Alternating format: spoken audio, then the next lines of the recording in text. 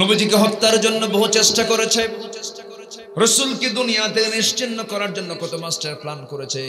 ওই কুরাইশরা প্রথম যখন মক্কা থেকে মদিনায় চলে আসলেন, 2টা বছর যেতে না যেতে দ্বিতীয় হিজরিতে, 1টা বছর যেতে না যেতে দ্বিতীয় হিজরির শুরুর দিকে যেবার রোজা ফরজ হলো, সেই রোজা ফরজের বছর সাহাবে কেরাম মাত্র 16টা রোজা রেখেছেন। রোজা রাখলে পরে শরীরটা দুর্বল হয় কিন্তু ইমানটা তাজা হয়ে যায়। আমার নবীজির কানে চলে এলো, মক্কার কুরাইশরা লোহিত সাগর পাশ দিয়ে ঘেসে ঘেসে, রেড সির পাশে দিয়ে ঘেসে ঘেসে তারা 450 মাইল অতিক্রম করে তারা বদর প্রান্তর পর্যন্ত চলে এসেছে। নবীর কানে যখন সংবাদ এলো, রাসূল বলেছেন সাহাবীরা কোন ক্রমেই তাদেরকে বদর পার হতে দেওয়া যাবে না, চলো মোকাবেলা করতে হবে। নবীজির হাতে তখন কিচ্ছু নাই, ঘোড়া নাই, তরবারি নাই, কিন্তু ঈমান আছে। কি আছে বলেন? ঈমান আছে। আমার নবীজি বললেন সাহাবীরা কি কি আছে আমার সঙ্গে, তোমরা যুদ্ধে অংশগ্রহণ করবে বলো। হুজুর আমরা সবাই প্রস্তুত আছি। রাসূল বলেন শোনো, যুদ্ধে যেতে হবে, শারীরিক শক্তির দরকার, রোজাটা ভেঙে ফেলে দাও। সাহাবে কেরাম বললেন ইয়া রাসূলুল্লাহ রোজা রাখাও ফরজ, জিহাদে যাওয়াটাও ফরজ, রোজাও রাখবো জিহাদও করবো। রাসূল বলেন না, ফাইদ্দাতুম মিন আইয়ামিন উখার, অন্য সময় করে নেব আমরা রোজা, শক্তি সঞ্চয় করো, বাতিল দুর্গে আঘাত আনতে হবে। কে কে আছো আসো। নবীজি দেখতে পেলেন অনেক সাহাবীর হাতে তরবারি নাই, খেজুর গাছের ডাল হাতে নিলেন। সুবহানাল্লাহ। আমার নবীজি সাহাবে কেরামকে সঙ্গে করে নিলেন, ছোট্ট ছোট্ট বাচ্চা 2টা নবীর কাছে দৌড়ে দৌড়ে এসে বলছে হুজুর শুনতে পেলাম সৈন্যের নাকি ঘাটতি পড়েছে, সৈন্য সংখ্যা নাকি কম, যদি আপনি একটু পারমিশন দিতেন আমরা ছোট্ট 2টা বাচ্চা যুদ্ধে অংশগ্রহণ করতাম। মদিনার একজন পাগলি সাহাবী, মহিলা সাহাবী, 2 বছরের ছোট্ট বাচ্চা নিয়ে নবীর সামনে হাজির হয়ে বলে হুজুর আমার বাড়িতে কোনো বয়স্ক পুরুষ মানুষ নাই, আমার স্বামী নাই, আমার প্রাপ্তবয়স্ক ছেলের সন্তান নাই, হুজুর এই ছোট্ট 2 বছরের বাচ্চা আমি আপনাকে দিয়ে গেলাম যুদ্ধের ঢাল বানায় নিয়ে। সুবহানাল্লাহ। ইসলাম এমনি আসে নাই। আমার নবীজি দেখতে পেলেন ছোট্ট 2টা বাচ্চার সামনে দাঁড়ানো। রাসূল বলছেন কি বলতে চাও বলো। ছোট্ট 2টা বাচ্চা বলে হুজুর যুদ্ধের পারমিশন চাই, আমরা যুদ্ধে যাব। রাসূল বলেন না হবে না। কেন? ফিটনেস নাই, বয়স নাই, তরবারি হাত ধরার মতো শক্তি বাহুবল নাই। সঙ্গে সঙ্গে ছোট্ট 2টা বাচ্চা বলতেছে হুজুর অন্তত আমাদের 2 জনের মধ্যে যে কোনো একজনকে আপনি অনুমতি দিয়ে দেন। বড়জন বলে হুজুর আপনি আমাকে দেন, ছোটজন বলে আপনি আমাকে দেন। রাসূল বললেন না, কাউকে দেওয়া যাবে না। এবার বড়জন বলে হুজুর আমি ওর চাইতে বয়সে বড়, শক্তিতে বড়, আপনি আমাকে দেন অনুমতি। ছোটজন বলে হুজুর আপনি যদি ওকে অনুমতি দেন আমাকেও দিতে হবে, কারণ ও লম্বাই বেশি বড়, শক্তিতে আমি বেশি বড়। নবীজি খুব খুশি হয়ে গেলেন, দুজনকে বলেন লাগাও কুস্তি দেখি। দুজন কুস্তি লাগিয়ে দিয়েছে। বড়জন ছোটজনকে নিচে ফেলে দিয়েছে। ছোটজন বড় ভাইয়ের মাথাটা টেনে ধরে কানের মধ্যে মুখ ঢোকায় বলে ভাই তুই তো আমার চাইতে বয়সে বড়, তোর শক্তিও বেশি, একসঙ্গে খাই ঘুমাই, কিন্তু আমি আশ্চর্য হয়ে যাচ্ছি তুই আজকে আমার একা ফেলে কেমনে যাবি। তোর গায়ের শক্তি কমায় দে, তোর বুকুর উপর উঠে একটাবার রাসূলকে দেখায় দে আমার শক্তিও কম নয়। নবীজি অভিনয়টা বুঝতে পারলেন। ছোট্ট 2টা বাচ্চাকে কোলের মধ্যে নিয়ে আকাশের দিকে তাকায় বলছে আল্লাহ এদের গায়ের জোর নাই কিন্তু ঈমানের জোর আছে। দুজনকে পারমিশন দিয়ে দিলেন। 311 জন ছিল, 313 জন সাহাবী হয়ে গেলেন। ছোট্ট ছোট্ট বাচ্চা 2টাও চলে গেছে, 11 বছর 13 বছর। বদর প্রান্তরে গিয়ে যখন দাঁড়াইছেন সবার সামনের কাফের ছোট্ট 2টা বাচ্চা এক সাহাবীকে ডাক দিয়ে বলো চাচা আবু জেল কই। সুবহানাল্লাহ বলবেন না? মানুষটা ছোট কিন্তু হিম্মত বড়, সাহসটা বড়। সাহাবী আশ্চর্য হয়ে যাচ্ছে, বলতেছ শিশু বাচ্চারা তোমরা আবু জেল দিয়ে কি করবা? ছোট্ট 2টা বাচ্চা বলতেছে শুনেছি আবু জেল নাকি রাসূলকে খুব কষ্ট দিত, খুব নাকি জ্বালাতন করত, খুব নাকি অত্যাচার করত। আজকে আমরা কারো বিরুদ্ধে যুদ্ধ করতে আসি নাই, আবু জেলকে আজকে মেরে না যাওয়া পর্যন্ত আমরা থামবো না। শুধু দেখায় দেন আমাদেরকে, ওই সাহাবী ছিলেন আব্দুল্লাহ ইবনে মাসউদ রাদিয়াল্লাহু তাআলা আনহু। তিনি বলছেন, ওই যে ঘোড়ার পিঠে বসে আছে, দুই দিকে পা ছেড়ে দেওয়া, ওটাই হলো কাফেরদের লিডার আবু জেহেল। ইতিহাস সাক্ষী, বলতে দেরি হলো, যেতে দেরি হলো না, সিংহের মতো গর্জন দিয়া বাস পাখির মতো উড়ন্ত হয়ে দূর মেরে চলে গেছে আবু জেলের সামনে। দুজন দুই পাশে দাঁড়ায় গেছে, কেউ টের পায় নাই, ছোট মানুষ পাত্তা দেয় নাই। কিন্তু এই ছোট্ট বাচ্চার মধ্যে যেই উন্মাদনা, জিহাদের যে স্পিরিট, জিহাদের যে চেতনা, ওরা এটা বুঝতে পারে নাই। ছোট্ট দুইটা বাচ্চা ছোট্ট দুইটা তরবারি নিয়ে পজিশন নিয়ে দাঁড়ায় গেছে। চোখের ইঙ্গিতে দুইজন আল্লাহু আকবার বলে আবু জেলের দুই পায়ে এমন জোর আঘাত করেছে, ওই যে আবু জেল ধরাশয়ী হয়ে জমিনে পড়ে গেছে। কোমর সোজা করে আবু জেল আর কখনো দাঁড়াতে পারে নাই। জোরে বলি আল্লাহু আকবার। মুসলমানদের বিজয় হয়েছে, গায়ের শক্তি, অস্ত্রের শক্তি না, ইমানের শক্তি। আল্লাহ এই জন্য বলছেন, আগে ইমান আন, এরপরে জিহাদ কর। এরপরে কি? জিহাদ কর। আমার বন্ধুগণ, এই ছোট্ট দুইটা বাচ্চা যখন আঘাত করেছে, আবু জাহল ধরাশয়ী হয়ে জমিনে পড়ে গেছে। বড়জনকে ধরে ফেললো কাফেররা। বড় ভাই মাসকে চতুর্দিক থেকে ঘেরাও করে ফেলেছে।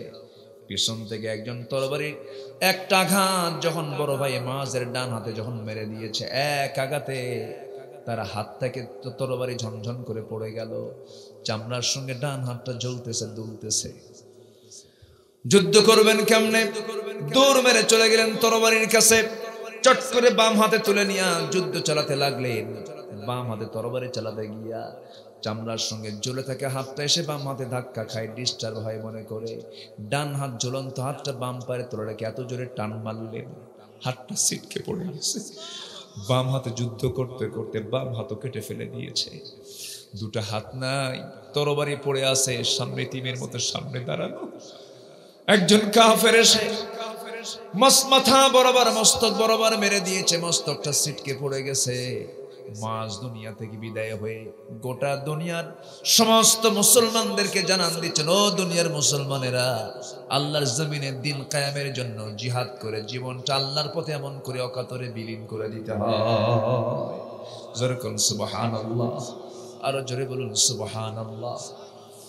ওই বদর যুদ্ধে উবাইদ ইবনুল জাররাহ রাদিয়াল্লাহু তাআলা আনহু যুদ্ধের ময়দানে নিজের বাপকে দেখতে পেলেন। বাপকে দেখে তরবারি গুটায়া বাবার সামনে থেকে ফিরে আসলেন। চোখে তার পানি চলে আসলো, হারে বাবার কোলে মানুষ হয়েছি। দয়া মায়া কাজ করলো। কিছুক্ষণ পরে মনে মনে চিন্তা করছেন, না না না না, আমি আমার বাপকে কেন আজকে ছেড়ে দেবো? সে তো আমার বাপ হতে পারে নবীর দুশমন। আল্লাহু আকবার বলেন। আমার নবীর বিরুদ্ধে যুদ্ধ করতে আসছে, সে তো আমার দুশমন, সে আমার নবীর দুশমন। বাপকে বাপ না মনে করে আবার তরবারিটা গুটানো তরবারি আবার কোষমুক্ত করে বাবার দিকে সিংহের মতো গর্জন দিয়া বাপকে বাপ না মনে করে শিরকের প্রতীক মনে করে গর্দান বরাবর তরবারি হাঁকায়া দিলেন। গর্দানটা ছিটকে পড়ে গেল। সাহাবে কেরাম আল্লাহু আকবার বললেন। উবাইদার মন খারাপ। নবীজি বলেছেন, সাহাবীরা, বদর যুদ্ধে মুসলমানদের বিজয় হয়েছে। উবাইদার চোখে পানি কেন? কি হয়েছে হুজুর? উবাইদার বাপ বদরে মারা গেছে। কে মেরেছে? তার বাপকে কে মেরেছে? বলো হুজুর, আমরা কেউ মারি না। উবাইদা নিজেই তার বাপকে দুনিয়া থেকে বিদায় করে দিয়েছে। আমার নবীজি দুটো হাত সামনের দিকে আগায় নিয়ে বলছেন, উবাইদা এইদিকে আয়, এইদিকে আয়। বুকের সঙ্গে বুক লাগায় দিয়ে বলছে, উবাইদা রে, আল্লাহর জান্নাত তোর জন্য ওয়াজিব হয়ে গেছে। জোরে বল সুবহানাল্লাহ। আমার ভাইয়েরা, দিন কায়েমের জন্য আমার নবীজির দেহ থেকে রক্ত ঝরাতে হয়েছে। সবচেয়ে বেশি রক্ত ঝরিয়েছেন যেই ময়দান, সেই ময়দানটা উহুদের ময়দান। আমি যতবার মক্কায় যাই, যতবার মদিনায় যাই, মদিনায় গেলে পরে হলো রাসূলের কবর, আর নাম্বার সেকেন্ড হলো আমার মন চলে যায় উহুদের দিকে। আমি উহুদে যাব, একটু উহুদে চলে যাই। ৭০ জন মুজাহিদ, ৭০ জন শুহাদায়ে উহুদ সেখানে শুয়ে আছেন। সাইয়্যিদুশ শুহাদা আমির হামজা সেখানে শুয়ে আছেন। আল্লাহু আকবার। আমার নবীজি মাঝে মাঝে যেতেন আর বলতেন, সাহাবীরা, উহুদ পাহাড়ে যে 12 মাইল লম্বা উহুদ পাহাড়, এই উহুদ পাহাড়কে আমি রাসূল খুব ভালোবাসি। উহুদ পাহাড়ও আমি রাসূলকে আমাকে খুব উহুদ পাহাড়ও ভালোবাসে। জোরে কোন সুবহানাল্লাহ। আমার নবীজি যখন মারা যাবেন তখন উহুদ পাহাড়কে দেখে দেখে মারা গেছেন। কি পাহাড়কে দেখে দেখে? উহুদ পাহাড়কে দেখে দেখে মারা গেছেন। আমার নবীজি উহুদের ময়দানে সবচেয়ে বেশি রক্তাক্ত হয়েছিলেন। রাসূলকে তারা টার্গেট করেছিল, রাসূলকে তারা দুনিয়া থেকে বিদায় করে দেবে। কাফের হাতের মধ্যে পাথর নিয়ে নবীজির মাথা বরাবর মেরেছিল। মাথায় ছিল হেলমেটের চিকন ফলা, হেলমেটের চিকন লোহা নবী কপালের লোহা সেই কপালের হাড়ের মধ্যে গেঁথে গেল। নবীজির মাথা চক্কর মেরে উঠলো। আরেকজন কাফের মেরে দিল আরেকটা পাথর, গালের মধ্যে শিরস্ত্রাণের চিকন লোহা ফলা ঢুকে গেল। আরেকটা আঘাত আসলো মুখের উপর, সামনের সুন্দর দুটি দাঁত ভেঙে পড়ে গেল। একই মুখের ভিতরে তিনটে ইনজুরি, কপালে লোহা, গালে লোহা, সামনের দুটা দাঁত নাই। নবীজি মুখ থুবড়ে পড়ে গেলেন। চতুর্দিকে কাফেররা চিৎকার মেরে বলছে আর বলতেছে কুতিলা মুহাম্মদ, মুহাম্মদ নিহত, মুহাম্মদ নিহত। এই সংবাদ মদিনার টাউনগুলোতে ছড়িয়ে পড়েছে। ওই মদিনার একজন পাগলি সাহাবী নবীর মৃত্যুর সংবাদ যখন শুনতে পেলেন ঘর থেকে বের হয়ে আসছে। এমন সময় একজন মুজাহিদ গিয়ে বলছে, ও মহিলা তুমি কাঁদো কেন? রাসূলুল্লাহ কি ইন্তেকাল করে, রাসূলুল্লাহ কি শহীদ হয়েছেন। এই কথা শোনার সঙ্গে সঙ্গে বলতেছে, শোনো রে, রাসূলের আগে তোমাকে একটা সংবাদ দিই, কি তোমার নিজের আপন বড় ভাই দুনিয়া থেকে এই যুদ্ধে মারা গেছে, শহীদ হয়ে গেছে। বলতেছে আমার ভাই মারা গেল, আমার দুঃখ নাই। কিছুক্ষণ বয়সে আরেকজন বলতেছে, ও মহিলা তুমি কি জানো তোমার কলিজার টুকরা সন্তানটা শাহাদাত বরণ করেছে, এতে আমার কোনো দুঃখ নাই। তুমি কি জানো তোমার প্রাণ প্রিয় স্বামী শাহাদাত বরণ করেছে? মহিলা জবাব দিয়ে বলতেছে, আমার স্বামী গেছে, আমার সন্তান গেছে, আমার ভাই গেছে, আমার কোনো দুঃখ নাই। গোটা দুনিয়ার মানুষ মারা গেল, আমার কোনো দুঃখ নাই। একটাবার আমার কানে শোনায় দাও তো আমার রাসূল প্রাণে বেঁচে আছেন কিনা। জোরে কোন সুবহানাল্লাহ, জোরে কোন সুবহানাল্লাহ। আমার ভাইরা, আমার নবীজি উহুদের ময়দানে হাইয়ান মাজরুহান জখম হলেন, আহত হলেন। মুখের মধ্যে রক্ত দিয়ে ভরে আছে, মুখটা ভরে গেছে রক্ত পূর্ণ হয়ে, কপালটা লোহাবিদ্ধ, গালটা লোহাবিদ্ধ। সেই জায়গায় সাইয়েদনা আলী তন্ন তন্ন করে খুঁজে রাসূলকে কোলের মধ্যে তুলে নিয়া নিরাপদ জায়গায় শোয়া রাখলেন, একটা উঁচু জায়গায় শোয়া রাখলেন। সেই জায়গাটা আজও আছে, আমি মাঝে মাঝে দেখতে যাই। দেখতে গেলে ইমানটা একটু তাজা হয় কিনা বলেন, একটু হলেও তো তাজা হয়। আমরা দেখব, আমরা সফর করব। জোরে বলি ইনশাআল্লাহ, জোরে বলি ইনশাআল্লাহ, আরো জোরে বলি ইনশাআল্লাহ। রাসূলকে স্বপ্নে দেখার কি শখ হয় না? শখ হয় না? শখ হয় না? আমরা দেখব, জোরে বলি ইনশাআল্লাহ। আমল হলো আল্লাহুম্মা সাল্লি আলা মুহাম্মদ ওয়া আলা আলি মুহাম্মদ। দরুদ ইব্রাহিমটা নিয়মিত পড়তে পড়তে ঘুমিয়ে পড়ব। আল্লাহর কসম করে বলি, যদি আপনার ধ্যান জ্ঞান যদি ঠিক থাকে, দরুদ ইব্রাহিমটা যদি ঠিক থাকে, হালালকে হালাল জেনে হারামকে হারাম জেনে হারামকে বর্জন যদি করতে পারি, আল্লাহর কসম, আল্লাহর কসম, রাসূলকে দেখা যাবে, দেখা যাবে, দেখা যাবে। দেখবো আমরা, জোরে বলি ইনশাআল্লাহ। আমার ভাইরা, উহুদের ময়দানে আমার নবীজি সেই জায়গা থেকে যখন তাকে কোলের মধ্যে করে নিয়ে শোয়া রাখা হলো, ওই যে বদরের উবাইদা ইবনুল জাররাহ নবীর পাশে বসে আছেন। কপালের মধ্যে লোহা, আস্তে করে টান মারলে নবীজি আহ শব্দ করেন। উবাইদা মনে মনে চিন্তা করেন, না আস্তে টান দিয়ে নবীর কষ্ট হবে মনে করে দাঁতটা লাগায় দিয়ে এমন জোরে টান মারলেন, উবাইদার সামনের দুটো দাঁত ভেঙে গেছে। রাসূল বলছেন, উবাইদা রে, দাঁত ভাঙলা কেন? আস্তে টান দিলে তো তোমার দাঁতটা ভাঙতো না। হুজুর, দাঁত কেন, কলিজাটা ছিঁড়ে দেব, আমার কোনো কষ্ট হবে না। জোরে কোন সুবহানাল্লাহ। আমার নবীজি গালের মধ্যে থেকে লোহাটা বের করা মাত্র ফিঙ্কি দিয়ে রক্ত পড়তেছে। উবাইদা অঞ্জলি ভরে ভরে রক্তগুলো হাতের মধ্যে নিয়ে ভাবতেছেন কোথায় ফেলবো রে, কোথায় ফেলবো রে। মুখের মধ্যে নিয়ে পান করতেছেন নবীর রক্ত। আমার নবীজি বলছেন, উবাইদা লুকে লুকে কি পান করে হুজুর, আপনার দেহের রক্ত জমিনে কোথায় ফেলবো, জায়গা নাই, খেয়ে নিচ্ছি। রাসূল বলছেন, উবাইদা আমার রক্ত তোর দেহে, তোর দেহটা জাহান্নামটা হারাম হয়ে গেছে। জোরে কোন সুবহানাল্লাহ। কি ভালোবাসা কাজ করেছে। আমার বন্ধুগণ, যেদিন কায়েমের জন্য জিহাদের ময়দানে আমার নবীজির দাঁত ভাঙতে হলো, যেদিন কায়েমের জন্য নবীর দেহ থেকে দাঁত ভাঙা হয়, যেদিন কায়েমের জন্য নবীজির কোমরটা ভেঙে চুরমার করে দেওয়া হয়, আমার নবী উহুদের ময়দানে দাঁত হারিয়েছেন, আর খন্দকের প্রান্তরে কোমর হারিয়েছেন। নবীজি কোদাল মারতে মারতে 4টা দিন পেটে কোনো খাবার যায় না। আমার নবীজি ধুলায় বলিন পরীক্ষা খনন করতে করতে করতে করতে ওইদিকে খাবার নাই, নবীজির কোমরটা কুঁজো হয়ে গিয়েছিল। মৃত্যুর দিন পর্যন্ত আমার নবীজি কোমর সোজা করে দাঁড়াতে পারেন নাই। জোরে কোন সুবহানাল্লাহ। সেই দাঁত ভাঙ্গা কোমর ভাঙ্গা ইসলাম কায়েমের জন্য জিহাদের তামান্না এখনো থাকার দরকার আছে না নাই? সেই দিন কায়েমের জন্য, দিন প্রতিষ্ঠার জন্য যে মুসলমান, বাংলাদেশের মুসলমান লক্ষ শহীদের বিনিময়ে যদি দেশ স্বাধীন করতে পারে, দিন কায়েমের জন্য বুকের তাজা রক্ত ঢেলে দিতে রাজি আছেন কারা? দুহাত উঁচু করে দেখেন মুসলমান। এই তথ্য প্রযুক্তির চরম উৎকর্ষ সাধনের যুগেও কোরআনটা আজকের এই দুনিয়াতেও ব্যর্থতা নিয়ে আছে না সফলতা নিয়ে আছে? সফলতা। চুল পরিমাণ কোন ভুল কেউ প্রমাণ করতে পারেনি, পারবে না, সম্ভব না। যেরকম সুবহানাল্লাহ। কারণ কোরআন তিনি নাজিল করেছেন যিনি আকাশ বানিয়েছেন। আমার রবের পরিচয় হলো আকাশের সৃষ্টিকারী তিনি। আকাশ বেগাইরে আমাদিন, কোনো খুঁটি নাই। সুবহানাল্লাহ বলেন। ঝুলন্ত আকাশ তিনি বানিয়েছেন, 7 সমুদ্র তিনি বানিয়েছেন।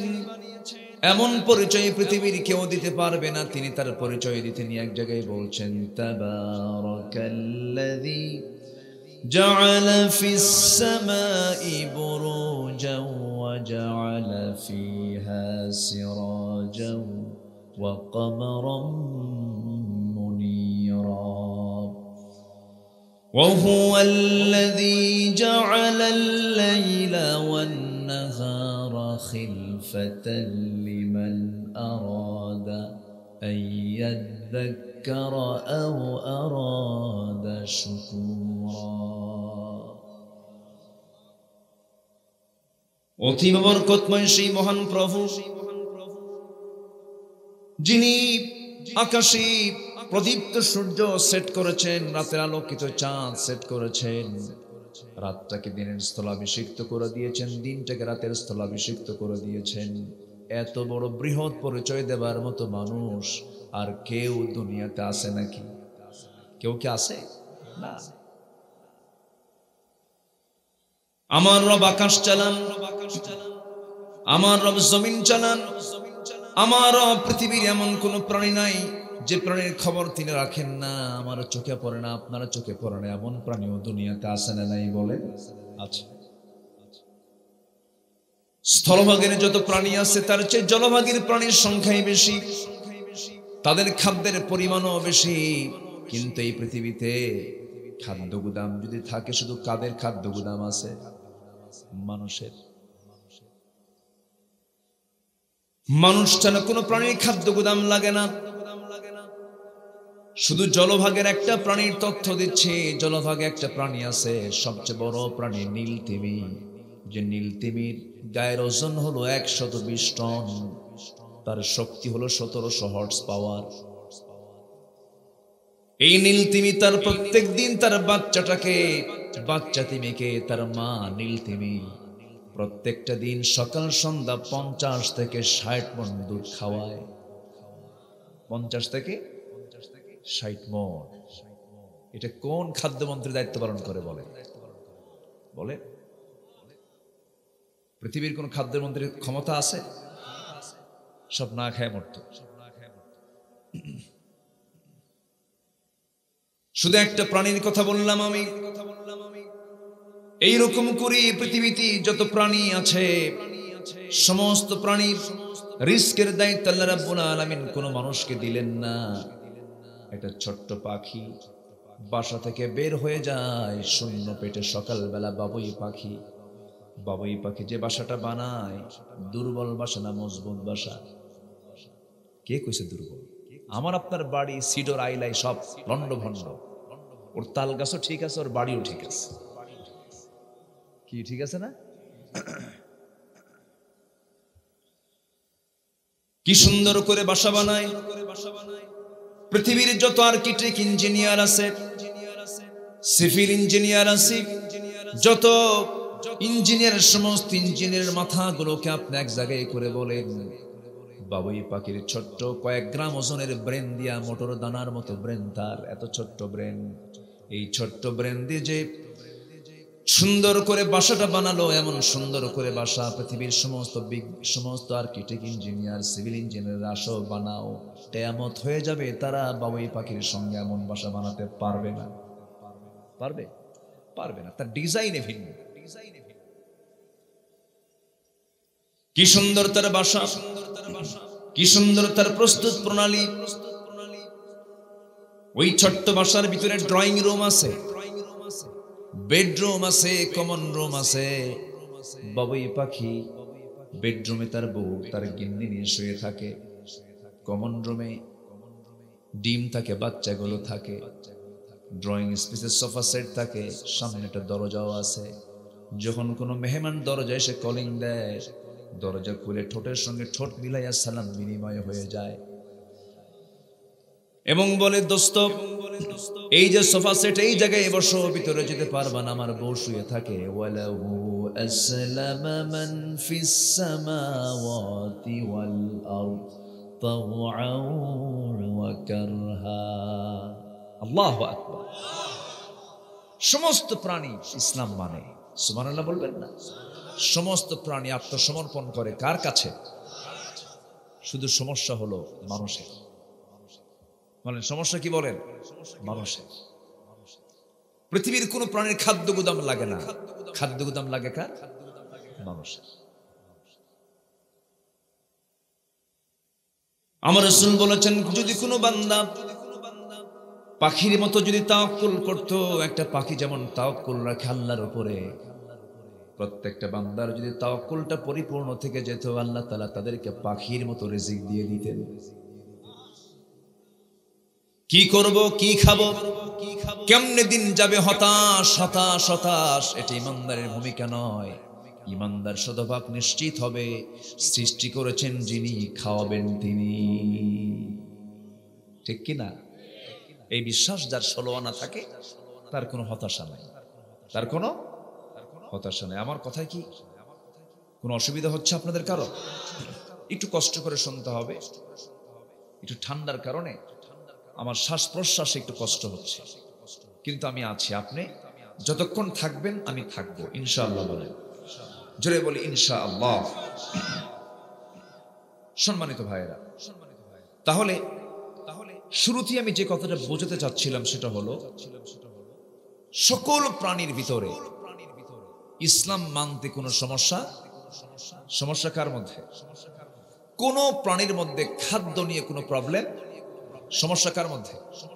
মানুষের মধ্যে।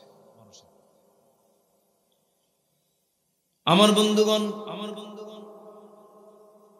তাহলে প্রাণীর সমস্যা হলো না কেন? সকল প্রাণীর রিস্কের দায়িত্ব আল্লাহ তো নিজেই নিয়েছেন, তাদের কোনো প্রবলেম নাই। এই জন্য তারা জিকির করে কার?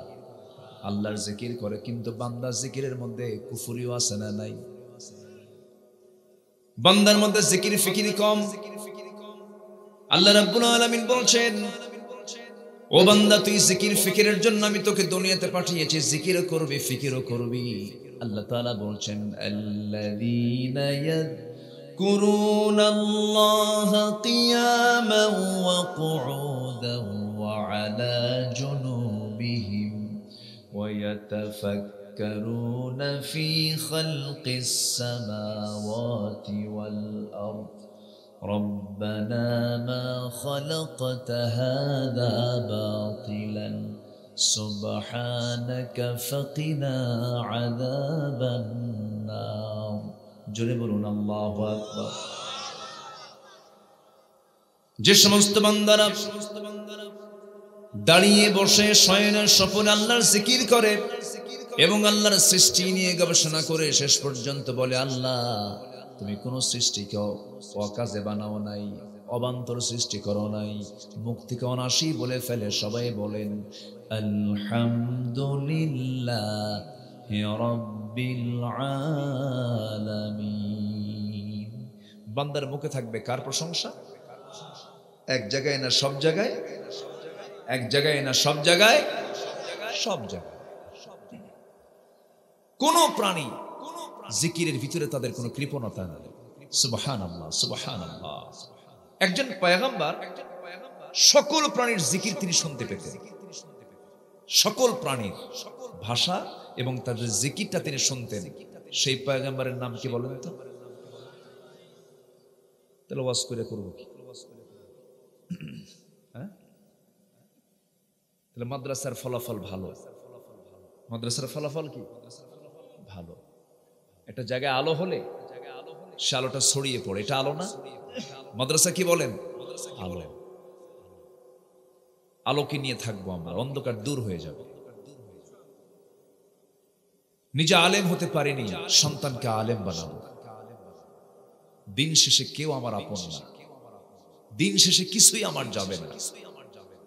ধানমন্ডিতে কোন এক অভিনেতার শ্বশুর বছর দেড়েক হবে আগে, ধানমন্ডির বাসিন্দা, লাইসেন্স ওলা পিস্তল, রাত 1টার দিকে লাইভে এসে, ফেসবুক লাইভে এসে মাথায় পিস্তল ঠেকিয়ে বলে, আমার বউ, আমার ছেলে, আমার মেয়ে, আমার শ্বশুর, আমার জামাই, আমার মেয়ে সব আমাকে ঠকিয়েছে, আমি জীবনে রাখবো না। সে সুইসাইড করে, আত্মহত্যা করে দুনিয়া থেকে বিদায় নিল। টাকার অভাবে? আস্তে টাকার অভাবে ধানমন্ডি কি গরিব মানুষ থাকে? তাহলে এত বড় সম্পদশালী লোক হয়ে আত্মহত্যা কেন করলো? তার ছেলে আছে, মেয়ে আছে, বউ আছে, বাচ্চা আছে, সবই আছে, শুধু নাই হলো ইসলাম। শুধু কি নাই? আলো নাই। এই জন্য আলো দরকার। কোন আলিমান আও মুতাআল্লিমান আও মুস্তামিআন আও মুহিব্বান ওয়ালা তাকুন খামসান ফাতুহলিক। আলেম হতে পারি নাই, কিন্তু আলেমের সন্তানের যেন আমি পিতা হতে পারি, আলেম সন্তানের পিতা যেন হতে পারি। আল্লাহ কবুল করুন। জোরে বলি আল্লাহুম্মা আমিন। আরো জোরে আল্লাহুম্মা আমিন। রিজিক নিয়ে যে কথা বলে তার ইমানের সমস্যা আছে। কেমনে চলবো, কেমনে খাবো, কিসের সমস্যা বলেন? বলেন কিসের সমস্যা? আচ্ছা বলেন তো, গ্রামের লোক বেশি খায় না শহরের লোক বেশি খায় খাবারে? বলেন গ্রামের লোক না শহরের লোক? শহরের লোক বসে হলো প্লেট নিয়ে, তাও ফাঁকি প্লেট, ফাঁকি, ডিপ নাই, সোজা ফ্ল্যাট। আর গ্রামের মানুষ প্লেট নিয়ে বসে না কি নিয়ে বসে? গাবলা, ডিশ, বোল নিয়ে বসে। ওগুলো পোষাবে না, দেহ। 1 কেজি চাল খাওয়ার পরও কয় পেটের 1 কোণা ভরল, আরো দরকার। তাহলে 1000 কোটি টাকার মালিক সকালে 4 গ্রাম, দুপুরে 7 গ্রাম, রাতে 3 গ্রাম, বুঝেন নাই? মোটে 14-20 গ্রাম খাওয়া শেষ, 1000 কোটি টাকার মালিক। আর এইদিকে গ্রামের মানুষ তৃপ্তি ভরে খায়, তৃপ্তি ভরে ঘুমায়, ঠিক কিনা? তাহলে রিজিক সম্পদে? রিজিক কে দেন? আসতে বলেন, রিজিক কে দেন? আল্লাহ দেন। আমার বন্ধুগণ, এই পৃথিবীতে যত প্রাণী আছে, আমাদের হার্ট কয়টা বলেন? বাম পাশের নিচে যে হৃৎপিণ্ড আছে, এটা আমাদের কয়টা? একটা। আল্লাহ তাআলা অক্টোপাস নামক একটা প্রাণী দিয়েছেন, যার হৃৎপিণ্ড হলো 3টা। সুবহানাল্লাহ বলবেন না? আমার বন্ধুগণ, আমরা পানির নিচে ডুব দিয়ে থাকতে পারি কতক্ষণ বলেন? 5 মিনিট। এটা কোন মহা ডাক্তার দেখতেছে? আমার বন্ধুগণ, পানির নিচে আমরা আমাদের নিজের যে নিজস্ব অক্সিজেন আল্লাহ তাআলা দিয়েছেন, সেই দম নিয়ে আর কতক্ষণ বা থাকতে পারবো? হয়তো অনেকে অক্সিজেন নিয়ে ঢুকতে পারেন, সেটা ভিন্ন কথা। কিন্তু আল্লাহ তাআলা জলের যে প্রাণীগুলো আছে, যে হাতি ধরুন জলহস্তিটা আছে, সেই জলহস্তি পানির নিচে দম বন্ধ করে থাকতে পারে 30 মিনিট। আল্লাহ জানেন যে প্রাণীটার স্থানই হলো পানি, ওর একটু দমটা বাড়ায় দেয়। সুবহানাল্লাহ বলবেন না? আমার আল্লাহ কত বড়, কত বড়! আমার ভাইয়েরা, এই পৃথিবীতে যত প্রাণী আছে, ঘ্রাণের দিক থেকে সবচেয়ে বেশি ঘ্রাণ হলো কুকুরের ঘ্রাণ। 25,000 গুণ বেশি আমাদের চাইতে, আপনার চাইতে, আমার চাইতে 25,000 গুণ বেশি ঘ্রাণ শক্তি কার? কুকুর। ওই যে আওয়াজ দিচ্ছে, কমন পড়ে গেছে। ওদের নাম নিছি তো, নাম শুনতে পাইছে, থামায় দেন না।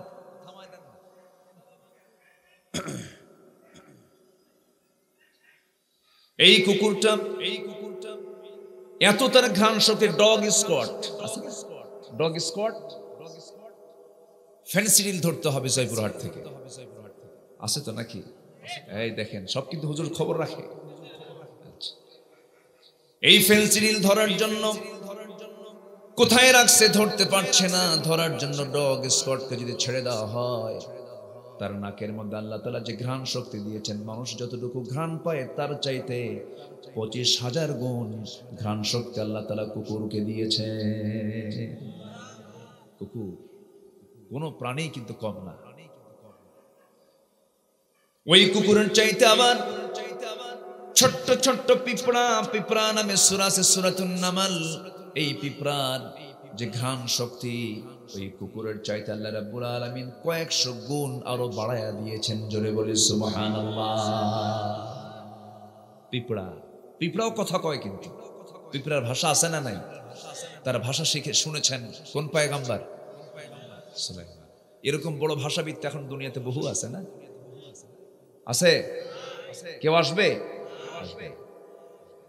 কিছু জ্ঞান অর্জন করে কয়, কি হনুরে আমি, তুমি কি কসু কসু হইছ, মই কি হনুরে, কিছুই হওনি তুমি। সুলাইমান তার সদল বলে বিওয়াদিন, কোন একটা উপত্যকা দিয়ে যাচ্ছিলেন।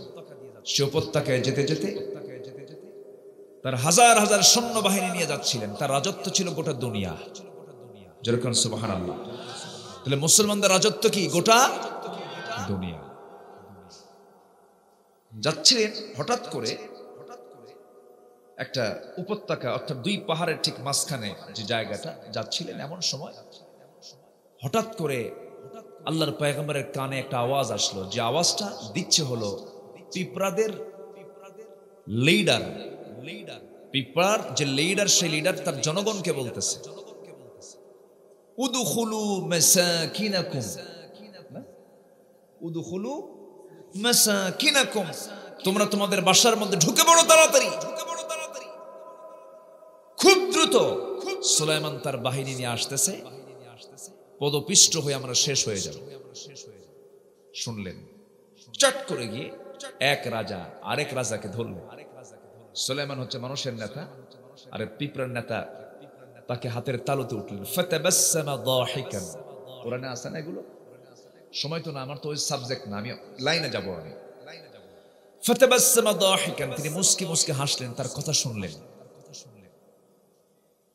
মানতিকাত তাইর, পৃথিবীর কোন মানুষ এত ভাষা জানতো না যা সুলাইমান জানতেন। যেরকম সুবহানাল্লাহ। আমার বন্ধুগণ, সেই সুলাইমান পয়গম্বর গোটা পৃথিবী রাজত্ব করেছেন। তার হাতে গড়ানো হয়েছে আল্লাহর প্রথম ঘর, প্রথম কেবলা যেটা বাইতুল মুকাদ্দাস, বাইতুল আকসা। এটার কনস্ট্রাকশনের মূল উদ্বোধন করেছেন আল্লাহর পয়গম্বর সুলাইমান। যেরকম সুবহানাল্লাহ। হৃদয়ে খুব ব্যথা নিয়ে দিনগুলো পার করি। 180 কোটি মুসলমান চুপ করে বসে আছে, বাইতুল আকসাকে অবরুদ্ধ করে রেখেছে, জুতা পায়ে হাঁটতেছে ইহুদির বাচ্চারা। যে বাইতুল আকসাতে আমার নবীজি সকল নবীর উপস্থিতিতে নামাজের নেতৃত্ব দিয়েছেন। আমার নবীজির মেরাজের ট্রানজিট ছিল মিনাল মসজিদুল হারাম ইলাল মসজিদুল আকসা, ট্রানজিট ছিল তার মক্কা টু আকসা, আকসা টু আরশ আজিম। এটা ছিল তার ট্রানজিট।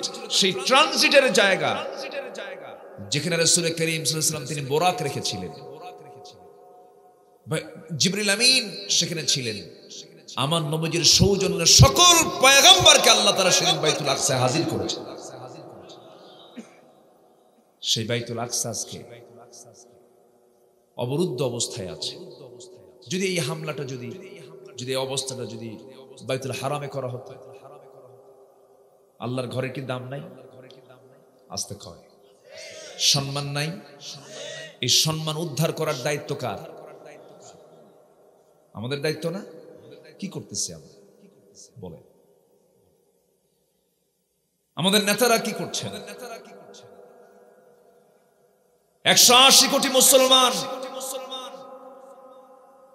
56টি মুসলিম রাষ্ট্র, প্রতি 4 জনে একজন মুসলমান।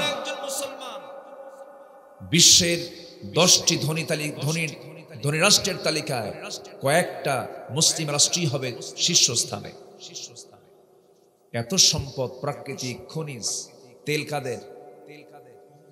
বলেন তেল কাদের? যে কোনো হামলা করতে কি লাগে? আমরা তেল দিলাম না, পারবে? আসতে পারবে? এখান থেকে প্রতীয়মান হয় প্রত্যেক যুগে মুনাফিক ছিল। আজকে যারা মুসলমানদের নেতৃত্বের আসনে বসে আছে ম্যাক্সিমাম গুলো মুনাফিক, মুনাফিক, মুনাফিক, সব মুনাফিক। আজকে মসজিদগুলো, সাধারণ মসজিদগুলো দেখেন, আমাদের দেশের মসজিদগুলো দেখেন, কমিটির সভাপতি হলো সুদখোর। কথা বলবো কথা বলবো। সব মসজিদের একই দশা। সেক্রেটারি ঘুষখোর, ক্যাশিয়ার মদখোর, আরেকজন কোসে সাইলখোর, ডালখোরও আছে। তাহলে মসজিদ কমিটির সদস্য কি এমন হওয়া উচিত ছিল? বানাইছে কারা? কারা বানাইছে? আমরাই বানাইছি। খতিব খুতবা দেবে কেমনে? জুমার দিন খুতবা শুরু হয়েছে, বলে ফেলছে লা তাকুলুর রিবা দাআফা মুদাআফা, তোমরা চক্রাকারে সুদ খাইও না। এই আয়াতের অনুবাদ করতে করতে খতিবার কাম পায় নাই, নজর দিছে হলো সওয়াদের দিকে। খুতবা শেষ, নামাজও শেষ, মোনাজাত শেষ, সবার পরে সওয়াদের সাহেব ইমাম সাহেবের দিকে এসে, খতিব সাহেবের দিকে এসে বলতেছে, হুজুর আপনি সুদের বিরুদ্ধে ওয়াজ করছেন, সমস্যা নাই, এটা কোরআন শরীফে আসছে, আমিও জানি, কিন্তু আপনি খুতবা দেওয়ার সময় আপনি আমার দিকে চেয়ে থাকলেন কেন? কি কথা কি বুঝতেছেন আপনারা? কোথায় যাবেন? এই দেশে চাকরি হলো ইমামতি, আর ইসলাম ক্ষমতায় থাকলে সবচেয়ে মজবুত চাকরি হলো ইমামতি। যদি ইসলাম ক্ষমতায় থাকে, যিনি রাষ্ট্রনায়ক হবেন তিনি কি মুসল্লি হবেন না ইমাম হবেন? জোরে বলেন কি হবেন? তিনি কি হবেন? এখন তো মুসল্লিও না, নামাজ পড়ে কই? কে নামাজ পড়ে? নামাজই তো নাই আমার দেশে। আমার দেশে এখন মসজিদ বেশি না মুসল্লি বেশি? খালি মডেল হলে হবে? মুসল্লি মডেল হতে হবে। কষ্ট পাচ্ছেন নাকি আমার কথা? আপনারা আমার নবীর সময় কি মসজিদ বেশি ছিল না মুসল্লি বেশি ছিল? ইমান কাঁচা না ইমান পাকা? আমার নবীর সময় ইমান কাঁচা না পাকা? মসজিদ কাঁচা, আর এখন মসজিদ ইমান। কোনটা পাকা হওয়া দরকার? ইমানটা পাকা হওয়া দরকার। আমার ওয়াজের মধ্যে কিন্তু রসকস কম, আমি একটু একটু মানে সোজা কথা বলতে একটু পছন্দ করি। কারো কোনো অসুবিধা নাই তো? বলি আলহামদুলিল্লাহ। আমার বন্ধুগণ, আমার নবীজি যে মসজিদ থেকে নামাজ পড়াতেন সেই মসজিদটা ছিল কাঁচা, প্রচন্ড গরমের ভ্যাপসা গরমে আমার নবীজি নামাজ পড়াতেন, এসিও ছিল না। সেই প্রচন্ড গরমে মসজিদ ছিল খেজুর গাছের খুঁটি দিয়া বানানো মসজিদ, খেজুরের পাতা দিয়ে বানানো বেড়া এবং উপরের ছাউনি। দুজন এতিমের কাছ থেকে তিনি জায়গা কিনে মসজিদ বানিয়েছিলেন, মসজিদ বানিয়েছেন বেলালকে। কি ইমান সেখানে ছিল! বেলাল যখন আজান দিতেন সাহাবে কেরাম দ্রুত গতিতে মসজিদে হাজির হয়ে যেতেন। আমার নবীজি বলছেন, ও সাহাবীরা, আমার বেলাল যখন আজান দেয় আমি তার সামনে গিয়ে বসে থাকি।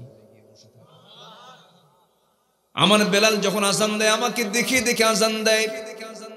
আশহাদু আন্না মুহাম্মাদার রাসূলুল্লাহ, আশহাদু আন্না মুহাম্মাদার রাসূলুল্লাহ। নবীজির জীবদ্দশায় কোনো বেলা কোনো ওয়াক্ত বেলাল ছাড়া আজান হয় নাই। কিন্তু যেদিন নবীজি দুনিয়া থেকে বিদায় নিয়েছেন, বিদায়ের পর সাইয়েদনা বেলাল কোনদিন মদিনার মসজিদে আজান দিতে পারেন নাই। বলা হলো, বেলাল আজান দাও না কেন? কে? আবু বকর ভাই রে, আমি যা আজান দেব সারা জীবন আজান দিয়েছি রাসূলকে দেখে দেখে। রাসূল শূন্য দুনিয়ার মসজিদে বেলাল আর কোনদিন আজান দেবে না। কি প্রাণ ছিল নামাজের ভিতরে, আজানের ভিতরে তাদের কি প্রাণ ছিল, রূহটা ছিল। আজকে মুসল্লি নামাজ পড়ে, আজকে মুয়াজ্জিন আজান দেয়, আজানের সুরটা শুনতে বড়ই ভালো লাগে, কিন্তু সেই সুরের মধ্যে যে প্রাণটা, সেই প্রাণটা আজকে আজানের মধ্যে নাই। এরপরে আমার রাসূলের যে নামাজ, যে তেলাওয়াত, সেই তেলাওয়াত কি আজকের দুনিয়াতে আছে নাকি বলেন? নাই। আমার বন্ধুগণ, প্রাণযুক্ত নামাজ পড়তে হবে, মসজিদকে আবাদ করতে হবে, ঈমানকে মজবুত করতে হবে। আল্লাহ বলছেন, বান্দারে আমি তোর জন্য আমার দফতর থেকে, আমার অফিস থেকে আমি তোকে সার্টিফিকেট দিয়ে দেব, চারিত্রিক সনদ দেব। এই চারিত্রিক সনদ দিয়ে জান্নাতে ঢুকবি, তোকে কেউ বাধা দেবে না। জোরে বলেন সুবহানাল্লাহ। দুইটা কাজ করবি। কয়টা কাজ? যেখান থেকে তেলাওয়াত করেছি সে আয়াতের দিকে সরাসরি চলে যাচ্ছে, আমি একটু মিলাই নিচ্ছি। আমি দুইটা কাজ করলে সার্টিফিকেট দিবেন কে? আমার দেশেও কিন্তু ইউনিয়ন পরিষদ থেকেও চারিত্রিক সনদ দেয়, গাঁজা খাইলেও দেয়, গাঁজা খাইলেও দেয়।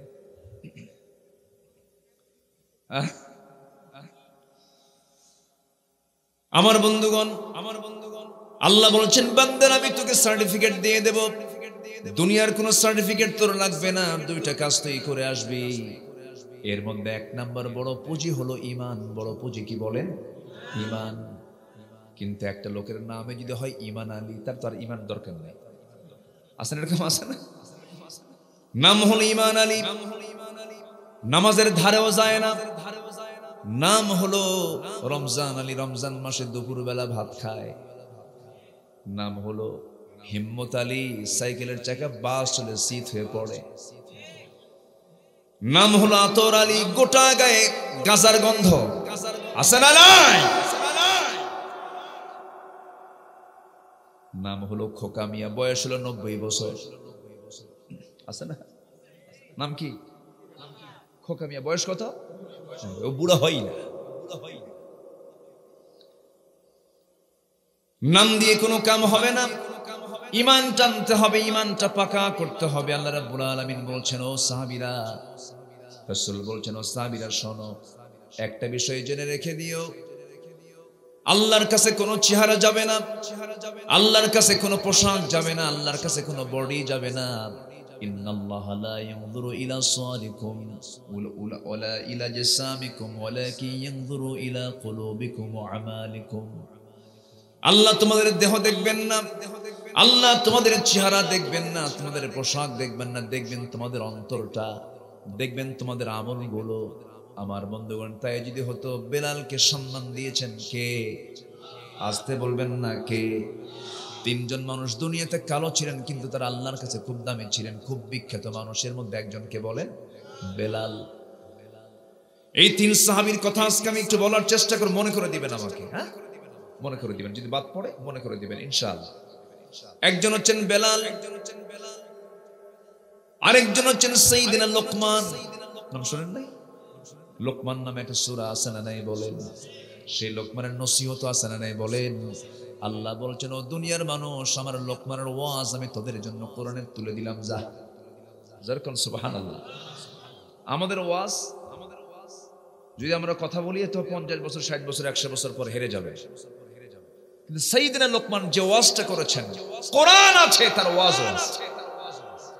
ওহুয়া ইয়াইদুহু, ওহুয়া ইয়াইদুহু, তিনি ওয়াজ করছেন তার সন্তানকে। কাকে?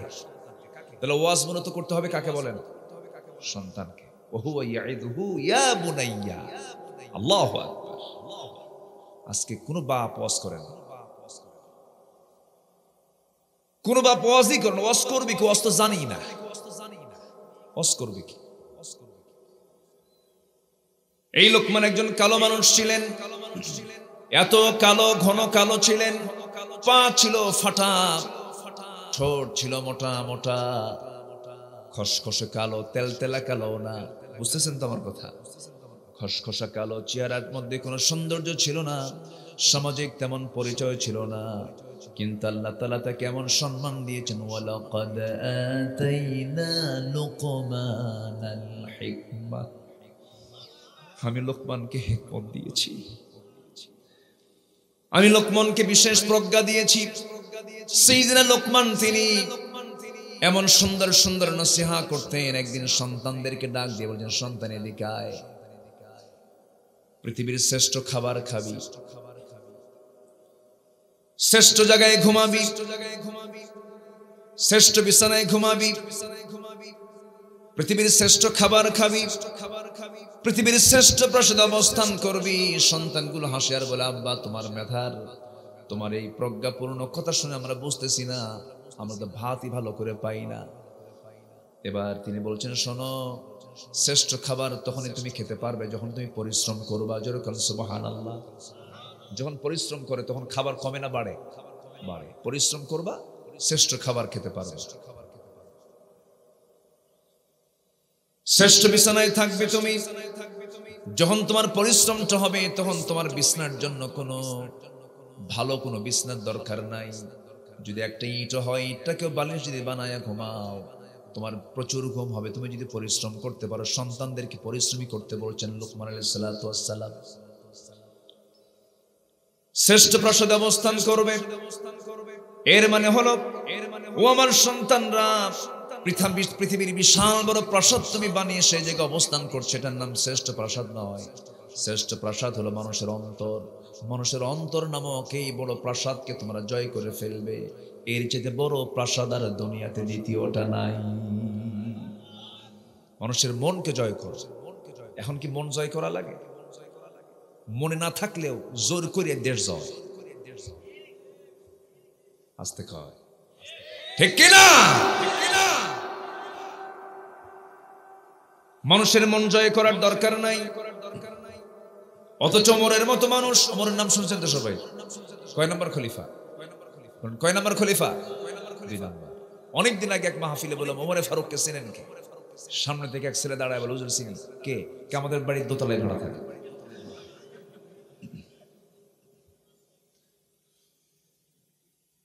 আমাদের বাড়ির দোতলায় ভাড়া থাকে। হ্যাঁ, ও ছোট, আমি তোকে বললাম, তুমি বেশ ভালো উত্তর দিছো, তুমি খুব চালাক। এরকম কিছু বাচ্চা কাচ্চা থাকে, কিন্তু দেখবেন বয়স 6 বছর কিন্তু বুদ্ধি 60 বছর। আছে না? এরকম আছে না? এই সাইয়্যিদুনা ওমর প্রত্যেক রাতে তিনি ঘুমাতেন না, জনগণ দেখতেন। বলেন, জানেন না? আপনারা জানেন না?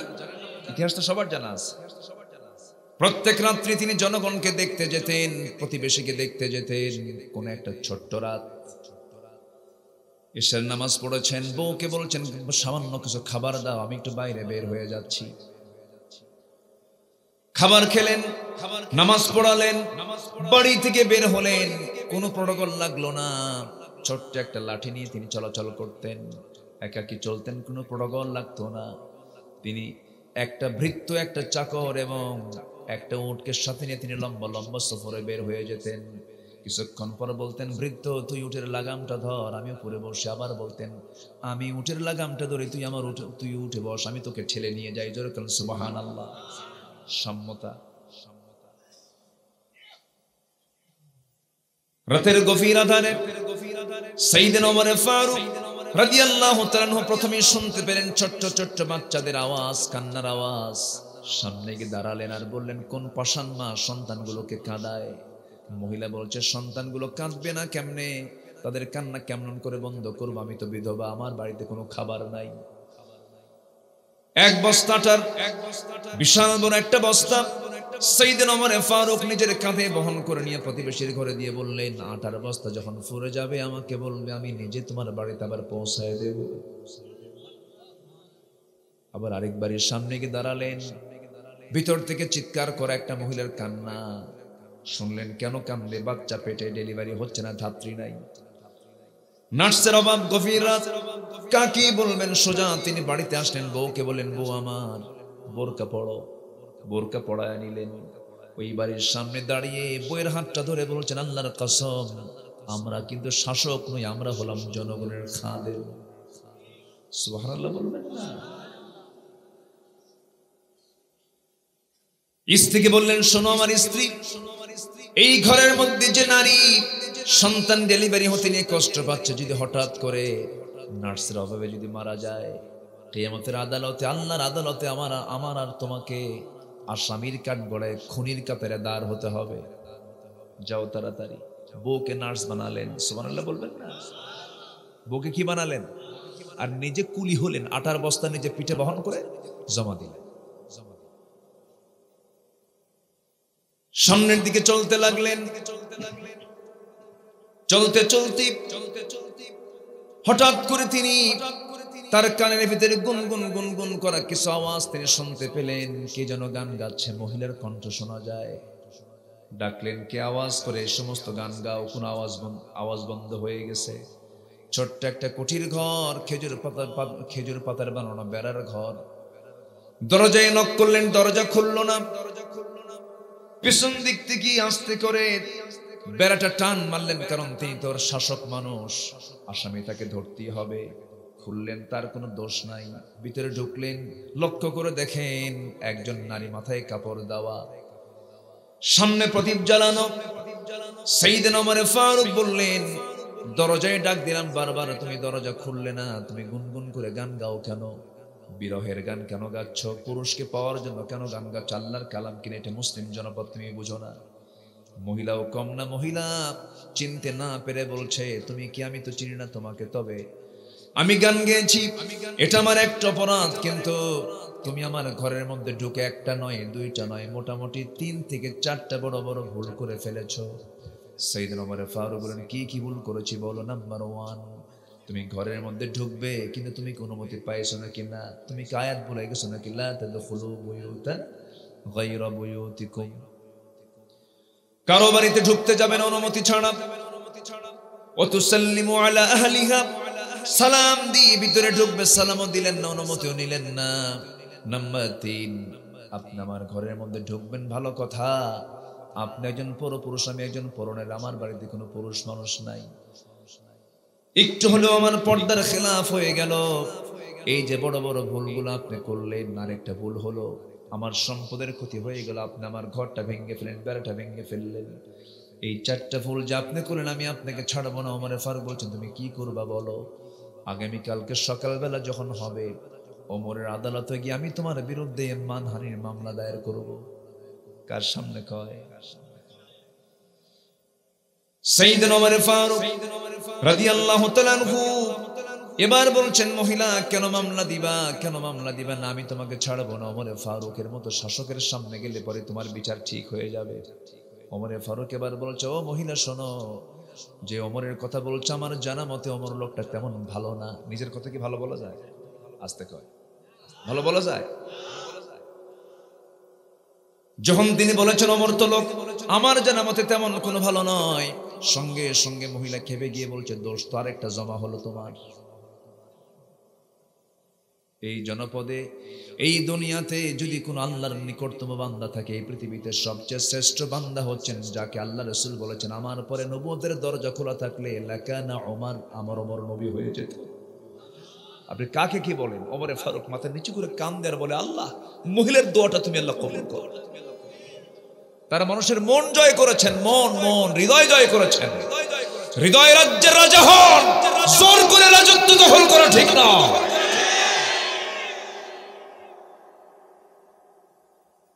কষ্ট পাচ্ছেন? আকলমন্দ ইশারা বাসা একটু জিকির করি, লা ইলাহা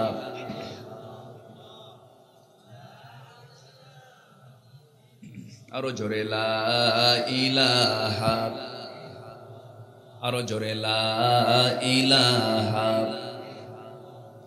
আরো জোরে, লা ইলাহা লা ইলাহা ইল্লাল্লাহু মুহাম্মাদুর রাসূলুল্লাহ সাল্লাল্লাহু আলাইহি ওয়াসাল্লাম। অনেক লম্বা কথা আজকে, আমি তো সব গুছাই নিলাম দেখতেছি। ওয়াজ তো করতে বহু সময় লাগবে আমার আজকে। কোনো সমস্যা নাই তো? বাংলাদেশে একটা উপজেলার নাম হলো, একটা ব্যতিক্রম উপজেলার নাম আকিলপুর। না আক্কেল হোক, কিন্তু মূল শব্দ হচ্ছে আকিল, মানে মেধাবী, যাদের আকলটা আছে। আকলমন্দ, আকিলুন, আরবিতে আকিলুন মানে হচ্ছে যার আকল আছে, জ্ঞান আছে, আক্কেল আছে। নাইজার ব্যাক্কেল, তার নাম কি? এটা কি ব্যাক্কেলপুর না আক্কেলপুর? কত সুন্দর নাম আপনাদের। আল্লাহ সবাইকে আকিল বানান, জোরে বলি আল্লাহুম্মা আমিন। আমরা জাহেল হব না, আমরা আকিল হব। আক্কেলপুরের কোন ঘর জাহেল থাকবে না, সব আকিল হবে, জোরে বলি ইনশাআল্লাহ। আপনাদের এই শব্দটা আরবি শব্দ, ঠিক আছে না? তাহলে মানে কোরআনের তাফসীরের পাশাপাশি থানার তাফসীরও হলো, এটা উপজেলার নামের তাফসীরও হলো, ব্যাখ্যা হলো। কালো কয়জন? কয়জন বলছি? আরেকজন আছে না? কিন্তু তাদের কিন্তু কর্ম সব বলা হয়নি, অনেক কথা বাদ আছে। এদিকে ওমর ফারুকের দোষ ধরছে মোট কয়টা? মোট কয়টা বলেন? 5টা। সবাই একটু মাথায় রাখেন। এইদিকে আল্লাহ রাব্বুল আলামিন বলছেন, বান্দা আমি তোকে জান্নাত দিয়ে দেব, কিন্তু সার্টিফিকেট নিতে হবে কার দফতর থেকে? বলেন কয়টা কাজ করলে? কয়টা কাজ করলে বলেন? 2টা কাজ। আল্লাহ রাব্বুল আলামিন সুন্দর করে বলছেন, ইন্নামাল মুমিনুনা আল্লাযীনা আমানু বিল্লাহি ওয়া রাসূলিহি সুম্মা লাম ইয়ারতাবু ওয়া জাহাদু বিআমওয়ালিহিম ওয়া আনফুসিহিম ফি সাবিলিল্লাহ উলাইকা হুমুস সাদিকুন। জোরে বলুন আল্লাহু আকবার। প্রকৃত মুমিন তো তারাই, আল্লাযীনা যারা আমানু ঈমান আনবে, বিল্লাহি আল্লাহর প্রতি, ওয়া রাসূলিহি রাসূলের প্রতি যারা ঈমান আনবে। আল্লাহকে মানলাম, রাসূলকে মানলাম না, হবে না? হবে। ইহুদিরাও কিন্তু আল্লাহকে মানে না? মানে। 2-1 করে ওঠে কেন? কি সমস্যা? মুরব্বি আবার আসবেন? মাশাআল্লাহ, জি আলহামদুলিল্লাহ। আমি সব জায়গায় যাই, গোটা দেশের প্রায় প্রত্যেকটা জেলাতে আমার যাওয়া আছে, যাই। এমন কোন অঞ্চল নেই যেখানে আমার যাওয়া হয়নি। আমার মনে হয় প্রায় 25 বছর তো আমি এই এলাকায় যখন আসি, এই এলাকার শ্রোতাদের একটা বৈশিষ্ট্য হলো, তারা যখন বসে যাওয়ার কথা ভুলে যায়। কোরআনের মাহফিলে বসলে যাওয়ার কথা ভুলে যায়, এরকম একটা আমি এরকম একটা ফিল করি। এটা খুব ভালো দিক। বলি আলহামদুলিল্লাহ, জোরে বলি আলহামদুলিল্লাহ। মাহফিলে বসে যদি আপনি মজা না পান, কোরআনের মাহফিলে বিশেষ করে বসে যদি মজা না পান, তাহলে ভাবতে হবে শয়তান এখানে কাজ করতেছে। কথা বুঝলেন? নামাজে ইমামের পিছনে দাঁড়িয়ে যদি মনে হয় নামাজটা কখন শেষ হবে, ভাবতে হবে ইবলিস চুলকাচ্ছে। কি কথা বুঝেন নাই? খোঁচা মারতেছে। মনে হয় ইবলিস মনে হয় আক্কেল পুরো আসে না। আসে? এরকম কি মনে হয়? আসে তো আসে তো আসে। শয়তান যে আসে না তা না, শয়তান জান্নাতেও গেছে, যায় না? জান্নাতে কে ছিলেন? আমাদের আব্বা ছিলেন না? ভালোই তো ছিলেন, আম্মা সহ ভালোই তো কাটছে সংসার। আমাদের সংসার কি আমাদের না? বাবার সংসারই তো। দুজন ভালোই কাটতেছিল। দেখেন শয়তান গেছে কোথায়? জান্নাতের মধ্যে ঢুকে দিছে ওয়াসওয়াসা। শয়তান যদি জান্নাতের মধ্যে ঢুকে যদি আদম হাওয়াকে যদি ওয়াসওয়াসা দিতে পারে, সেই জান্নাতে ঢুকে আক্কেল পুরো আসে না। হ্যাঁ, মারাত্মক। ثم لآتينهم من بين أيديهم ومن خلفهم وعن أيمانهم وعن شمائلهم ولا تجد أكثرهم شاكرين। সব দিক থেকে ধরবে শয়তান। আল্লাহ বলছেন আমার সব বান্দাকে ধরতে পারবি না। আমার বান্দা যদি আমার কাছে আশ্রয় চায়, যেরকম সুবহানাল্লাহ, আশ্রয় চাইবো কার কাছে? মিনাল জিন্নাতি ওয়ান নাস আল্লাযী ইওয়াসওয়িসু ফি সুদুরিন নাস। শয়তান কলবের মধ্যে ঢুকতে পারে না, সুদূরে ঢোকে। ফি সুদুরিন নাস, বক্ষে, কলবের জাস্ট উপরে শুধু ঢোকে, ভিতরে ঢুকতে পারে না। ওয়াসওয়াসা দিতে নেয়, কলবে ঢুকতে পারে না, সদরে ঢোকে, শুধু দরজায় ঢোকে, ঢুকতে নেয়। যখন বলে ফেলে মিনাল জিন্নাতি ওয়ান নাস, হেফাজত করেন কে? কে হেফাজত করেন?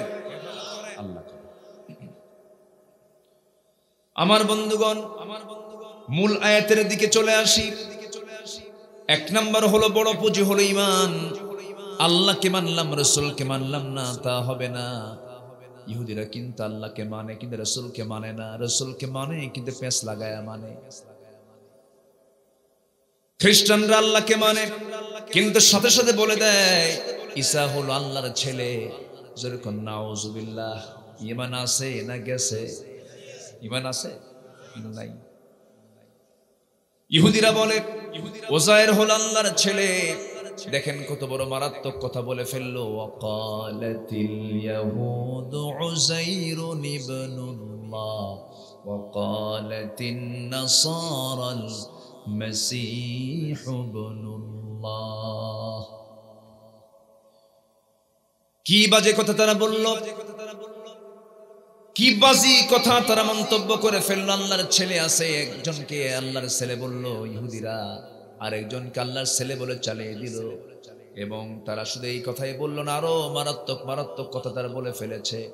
আল্লাহ বলছেন, ও মুসলমানরা, তোমরা ইহুদি খ্রিস্টানদেরকে তোমরা কখনো বন্ধু বানাতে পারবে না, কারণ তাদের ঈমান নাই। তাহলে এখান থেকে স্পষ্ট হলো, আল্লাহকে মানলেই শুধু ঈমানদার হওয়া যায় না, সাথে মানতে হবে রাসূলকে। আবার শুধু রাসূলকে মানলে ঈমানদার হওয়া যাবে না, রাসূলকেও মানতে হবে, আল্লাহকেও মানতে হবে। কোনো কমতি করা যাবে না। এই দুইজনের আনুগত্য ফুলফিল করতে হবে। আংশিক মানবো আংশিক মানবো না তা হবে না, পরিপূর্ণরূপে মানতে হবে। আল্লাহ তাআলা যা দিয়েছেন কোনো কন্ডিশন করা যাবে না, কোনো শর্ত জড়িয়ে দেওয়া যাবে না।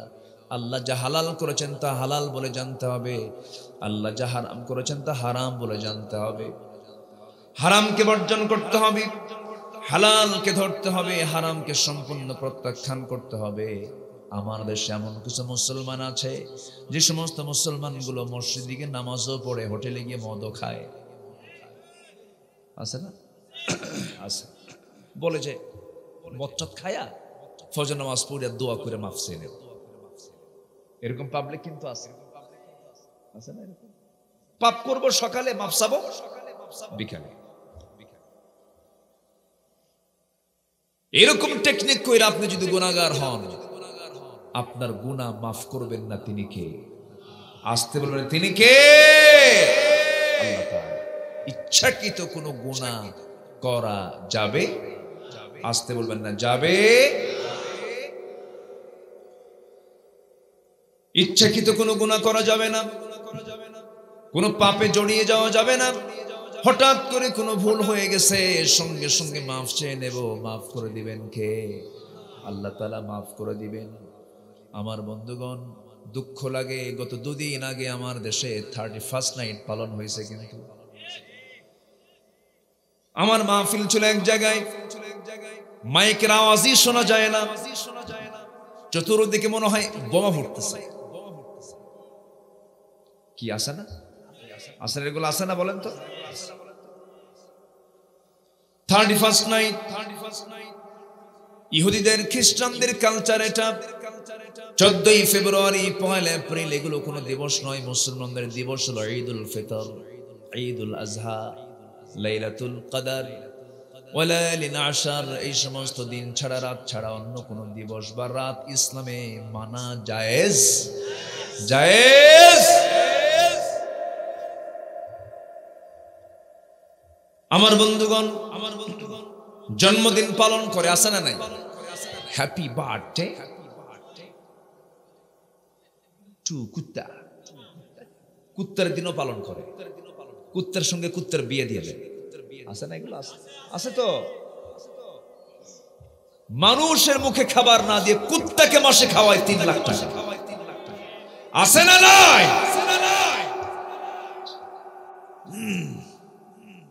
কোথায় যাবেন আপনি? এগুলো সব ইহুদি কালচার।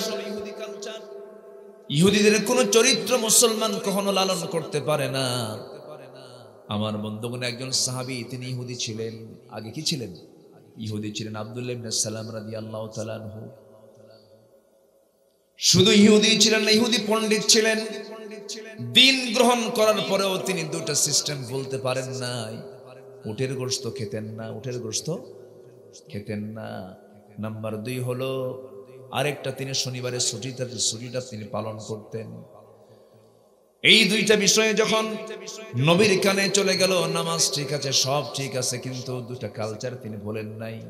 আল্লাহ তাআলা আয়াত নাজিল করে জানিয়ে দিচ্ছেন, উদখুলু ফিস-সিলমি কাফা ওয়ালা তাত্তাবিউ খুতুওয়াতিশ শাইতান ইন্নাহু লাকুম আদুউম মুবিন। জোরে বলুন আল্লাহু আকবার। ইসলামের ভিতরে পরিপূর্ণরূপে দাখিল হয়ে যাও। আংশিক ঢুকবে, আংশিক ঢুকবে না তা হবে না, তোমাকে পরিপূর্ণরূপে ঢুকতে হবে। হুকুমটা কার বলেন? মুসলমান কালচার মানবে, ইসলাম ছাড়া অন্য কোনো কালচার মানতে পারে? শনিবারে বাঁশ কাটা যাবে না, সকালবেলা বাকি দেওয়া যাবে না, আছে না? আছে কি না? এগুলো আছে। বৃষ্টির দিন বিয়ে করা যাবে না। বৃষ্টির দিন বিয়ে করলে সারা জীবন ওর চোখে পানি ফুরাবে না। দেখছেন কি হাদিস যে কই যে পয়সা নাই।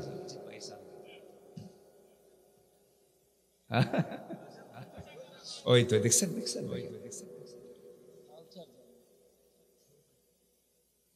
ইমানদার এমন এগুলো বিশ্বাস করবে না।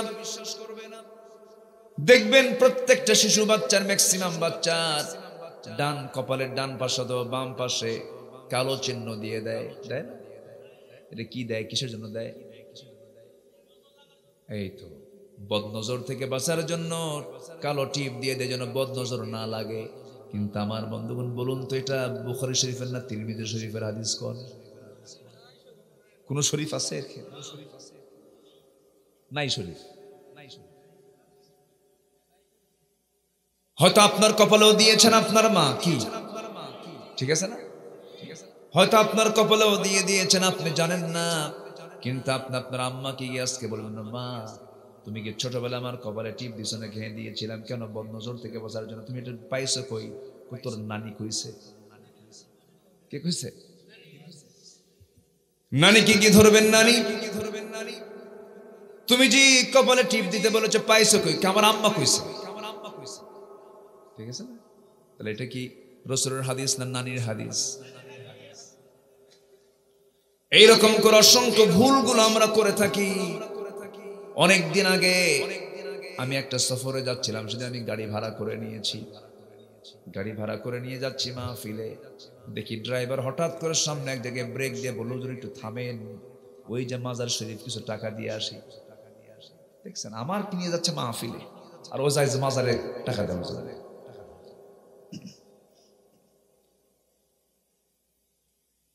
আমার বন্ধুগণ, টাকার দরকার জীবিত মানুষের না মরা মানুষের? ও দিতে যাচ্ছে কার কাছে? মরা মানুষের কাছে। টাকা তো মরা মানুষের প্রয়োজন নাই, টাকা হলো জীবিত মানুষের প্রয়োজন। আপনি প্রতিবেশীকে দেন, আপনি জান্নাতে যাবেন। প্রতিবেশীকে আপনি খাবার খাওয়ান, জান্নাত পেয়ে যাবেন। প্রতিবেশীকে খাবার দেয় না, বরং রাস্তা দিয়ে, নিজের রাস্তা নাই, প্রতিবেশী নিজের ঘরের পাশের ঘরটাই তার, একটু রাস্তা আছে, সেই রাস্তাটা তার দলিল করা, বাড়ির সামনে যার বাড়ি তার নামে দলিল করা। যখন সে যায়, রাস্তা দিয়ে হেঁটে যায়, অন্যের জায়গা দিয়ে যায়, প্রতিবেশী যায়, হঠাৎ করে গন্ডগোল, ঠিক রাস্তার মাঝখানে খোঁটা আছে না, এরকম আছে না? ওইদিকে মাজারে দিচ্ছে টাকা, এখানে মারছে কি খোঁটা, এইদিকে খোঁটা মেরে ওইদিকে টাকা দিচ্ছে। এই খোঁটা যে আপনি মারলেন, এই খোঁটা মারার জন্য আপনি জাহান্নামে চলে যাবেন। এই খোঁটাটা না মেরে ওই জায়গায় টাকাটা না দিয়ে যদি আপনি বলতেন, ও আমার প্রতিবেশী, রাসূল বলেছেন আমার উম্মতের যদি কষ্ট না হতো, উম্মতের জন্য আমি প্রতিবেশীর সম্পদকে আমি উম্মতের জন্য, প্রতিবেশীর জন্য আমি ওয়াজিব বানায় দিতাম, প্রতিবেশীকে সম্পত্তির ওয়ারিস বানাতাম, আমার উম্মতের যদি কষ্ট না হতো। রাসূল বলেছেন, আল্লাহু আকবার। মরে গেলে পরে আত্মীয় আগে আসে না, প্রতিবেশী আগে আসে। মরে গেলে পরে ধনী মানুষ আগে আসে না, গরিব মানুষ আগে আসে? বিয়ের অনুষ্ঠানে দাওয়াত পাই, ধনী মানুষ না গরিব মানুষ? কথা বললেই তো দোষ হয় সব। বাস্তবতা আছে না? আমার কথার বাস্তবতা আছে না? লোক দেখে দেখে দাওয়াত দেয়,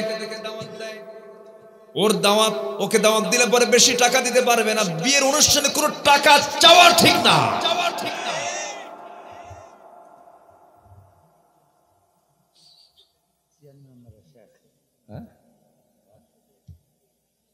চেয়ারম্যানের শেষ না, চেয়ারম্যানরাও শেষ। বিয়ের অনুষ্ঠানে টাকা না দিলে কামসা। উচিত প্রত্যেক মেয়ের বাবাকে, ছেলের বাবাকে বলা উচিত, এই যে দাওয়াত দিলাম, খালি হাতে আসবেন, খাওয়া দাওয়া করে যাবেন। আমার কথা কি বুঝতেছেন? খালি হাতে আসবেন, অলিমা দিয়েছি, আসবেন, খাবেন, চলে যাবেন। আর এখন গেট করে, তালিকা করে, কি দিবেন? এটা ডাকাতি, ডাকাতি এটা। তুমি কি দিবা সোফা? তুমি কি দিবা ফ্রিজ? তুমি কি দিবা মঙ্গল গ্রহে অফিস? এগুলো কি না? যদি কেউ দেয়, আমি চালাবো, আলোচনা চালাবো সারা রাত, কাম সারছে। এত সুন্দর মানুষ আপনারা, বলি আলহামদুলিল্লাহ। আমি খুবই আনন্দিত আপনাদেরকে পেয়ে। জি, উঠছি কিন্তু অনেক আগে। আবার ভাইবেন না যে এখানে বসেছি 9:30। আচ্ছা, না ঠিক আছে, আলহামদুলিল্লাহ। আমাদের চেয়ারম্যান সাহেব খুব ঠোঁট কাটা মানুষ মনে হয় না? খুব ভালো মানুষ। আল্লাহ তুমি কবুল করো, জোরে বলি আল্লাহুম্মা আমিন। কিছু লোক আছে কোনো কথাই কয় না, এরকম লোক আছে না? এটা ঠিক না, কথা বলা উচিত। যার কথা স্পষ্ট, তার ঈমানটাও স্পষ্ট। বলি আলহামদুলিল্লাহ। আর কিছু লোকের কথা বোঝাই যায় না, ও নিজে কয় তাও বুঝি না। আছে এরকম, আছে না? কথা স্পষ্ট করলে এটা ভালো। আকুলু কাওলান সাদীদা। আমার বন্ধুগণ, তাহলে ঈমান শুধু নামাজ নয়, ঈমান শুধু রমজান মাসের রোজা নয়, ঈমানটা কিন্তু প্রতিবেশীর সঙ্গে জড়িত আছে। প্রতিবেশীর রাস্তা বন্ধ করে দেওয়া যাবে যাবে না। প্রতিবেশীকে সম্মান দিয়ে কথা বলতে হবে। নিজের বোনকে ঠকানো যাবে না।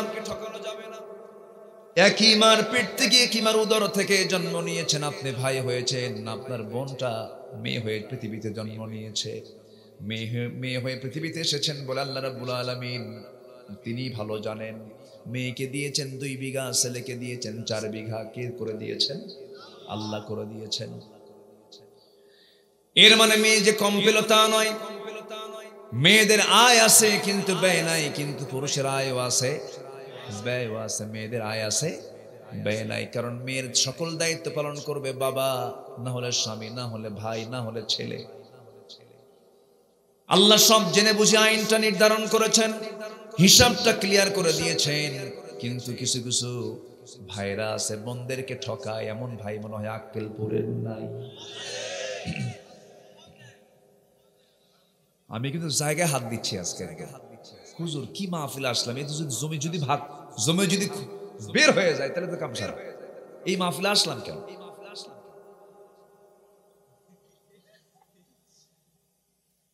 আমার বন্ধুগণ, বোনকে সম্পত্তি না দিয়ে তাল বাহানা করে। মাঝে মাঝেই বোন আসে, লজ্জায় কিছু বলতে পারে না। এক যুগ আগে বাপ মারা গেছে, কিন্তু আল্লাহ রাব্বুল আলামিন কি বলেছেন? বাপ মারা যাওয়ার 1 যুগ পরে তুই তোর বোনকে সম্পত্তি বুঝায় দিস। এরকম আসছে? এরকম আছে কি? আল্লাহ কি কইছে? লিযযাকারি মিসলু হাযযিল উনসাইন। আগে মেয়েকে বুঝাও, আগে মেয়েকে দাও, আগে বোনকে বিদায় দিয়া এরপরে তোরা ভাগ করে। কোরআনে কি আসছে? বোনকে বুঝায়া দিয়া ভাইরা ভাগ করে নাও। এখন কি করে? বোনকে ফাঁকি দিয়া ভাইরা ভাগ করে। আমার বন্ধুগণ, বোনের অংশের জমিতে আলু লাগালো। এখন আলুর দাম কেমন? কিন্তু জমিটা কার? বলেন বলেন। জমি তো বোনের, কিন্তু আলু লাগালো ভাই। 10 বছর 12 বছর ধরে আলু লাগায়, আর সে আলুগুলো কোল্ড স্টোরেজে রাখে। টাকাগুলো জমা করে আবার বলে, হুজুর 3 বার হজ করছে, তোর হজের 14টা বাজাবে।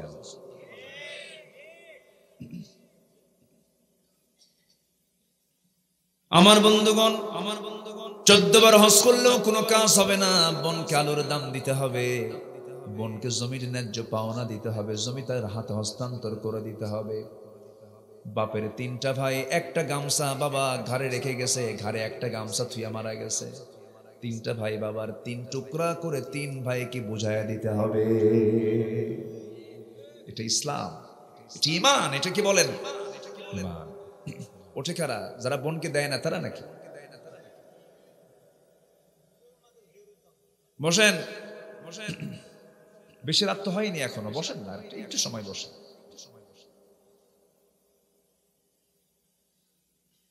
আমার বন্ধুগণ, বুকটা ফেটে যায়, বুকটা ফেটে যায়। বোনরা এসে কান্দে, বোনরা এসে বলে, ভাই কতদিন আগে বাপ মারা গেল, সম্পত্তিগুলো একটু বুঝায় দাও ভাই। কিন্তু বোনদের বুঝায় দেয় না, বরঞ্চ নাটক শুরু করে দেয়। কি নাটক শুরু করে? বগুড়ার কি না, বগুড়ার হলো কি মিষ্টি, কিসের দই? মহরম আলীর দই, এশিয়ার মিষ্টি।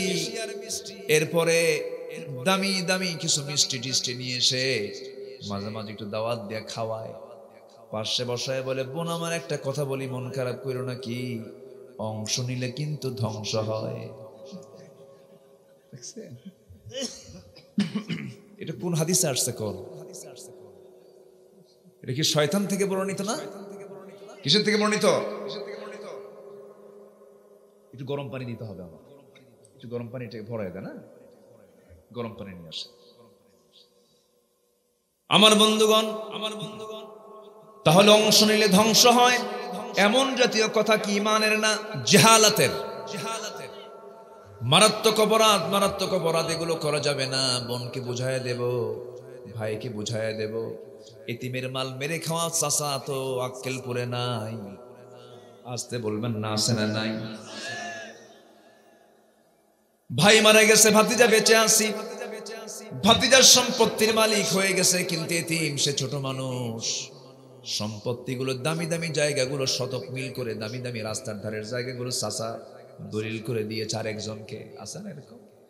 আপনি টেকনিক করে এগুলো মারতেছেন, আল্লাহ টেকনিক করে আল্লাহ আপনাকে জাহান্নাম দিয়ে দিবেন। আপনি কৌশল করবেন, আল্লাহ কৌশল করবেন। এমনটা মানুষকে ঠকানো যাবে না, এমন ঠকানো কাজ যারা করবে, আল্লাহ বলছেন বান্দারে হক্কুল ইবাদ যে তুই ধ্বংস করলি, বান্দার হক তুই যদি নষ্ট করিস, আমি তোকে জাহান্নামে উপর করে ফেলে দেব, আমি তোকে জান্নাত দেব না। তাহলে বোঝা গেল ঈমান যে আমরা এনেছি, সেই ঈমান আনার সঙ্গে সঙ্গে কোনো বান্দার হক নষ্ট করা যাবে না, পিতামাতার হক নষ্ট করা যাবে না। এমনও সন্তান আছে নিজের বাপকে থাপড়ায়, আছে না? বাপকে থাপ্পড় মারে বুড়া মানুষ। রুরাল একদম তৃণমূল পর্যায়ে চেয়ারম্যান সাহেবরা বাস্তব সাক্ষী, অনেক কিছুই তারা দেখেন। সেদিন আপনাদের বগুড়ায় সারিয়ে কান্দে একটা মাহফিল ছিল, পাশে আমার চেয়ারম্যান বসা। চেয়ারম্যান মহোদয় হঠাৎ করে তিনি আমাকে বলছেন, হুজুর কিছুক্ষণ আগে একটা সংবাদ আসলো, কি নিজের সন্তান নিজের মাকে মাটিতে ফেলে দিয়া বটি দিয়ে জবাই করেছে। চিন্তা করেন কেন? পরে শোনা গেল সম্পত্তির লোভ, মার নামে কিছু জমি আছে, সেই জমিগুলো সন্তান বারবার চাই, দেয় না, মাকে তো সে খুন করে ফেলেছে। আমার বন্ধুগণ, এই যে অসামাজিক কাজগুলো, এই সমস্ত দৃশ্যগুলো আজকে আমরা দেখতে পাচ্ছি, এই দেখার অন্যতম কারণ হলো জাতি মুসলমান আজকে কোরআন থেকে কাছে না দূরে? দূরে। আমরা কোরআনটা ভালো করে পড়বো, জোরে বলি ইনশাআল্লাহ, আরো জোরে বলি ইনশাআল্লাহ। আমার বন্ধুগণ, তাহলে ঈমানটাকে টিকে রাখতে হবে, এটা হচ্ছে সবচেয়ে বড় চ্যালেঞ্জ। ঈমান পরিপন্থী কোনো কাজ করা যাবে না, ঈমান গর্হিত কোনো কাজ করা যাবে না, ঈমানটাকে টিকে রাখতে হবে যেমন করে সাহাবায়ে কেরাম টিকে রেখেছিলেন। বিশ্বাসের ক্ষেত্রে কোনো ফটলতা আনা যাবে না, বিশ্বাসে কোনো গ্যাপ রাখা যাবে না। আল্লাহকে মানবো, আমরা রাসূলকে মানবো, আমরা জীবনের এক জায়গায় না সব জায়গায়, বলেন সব জায়গায়।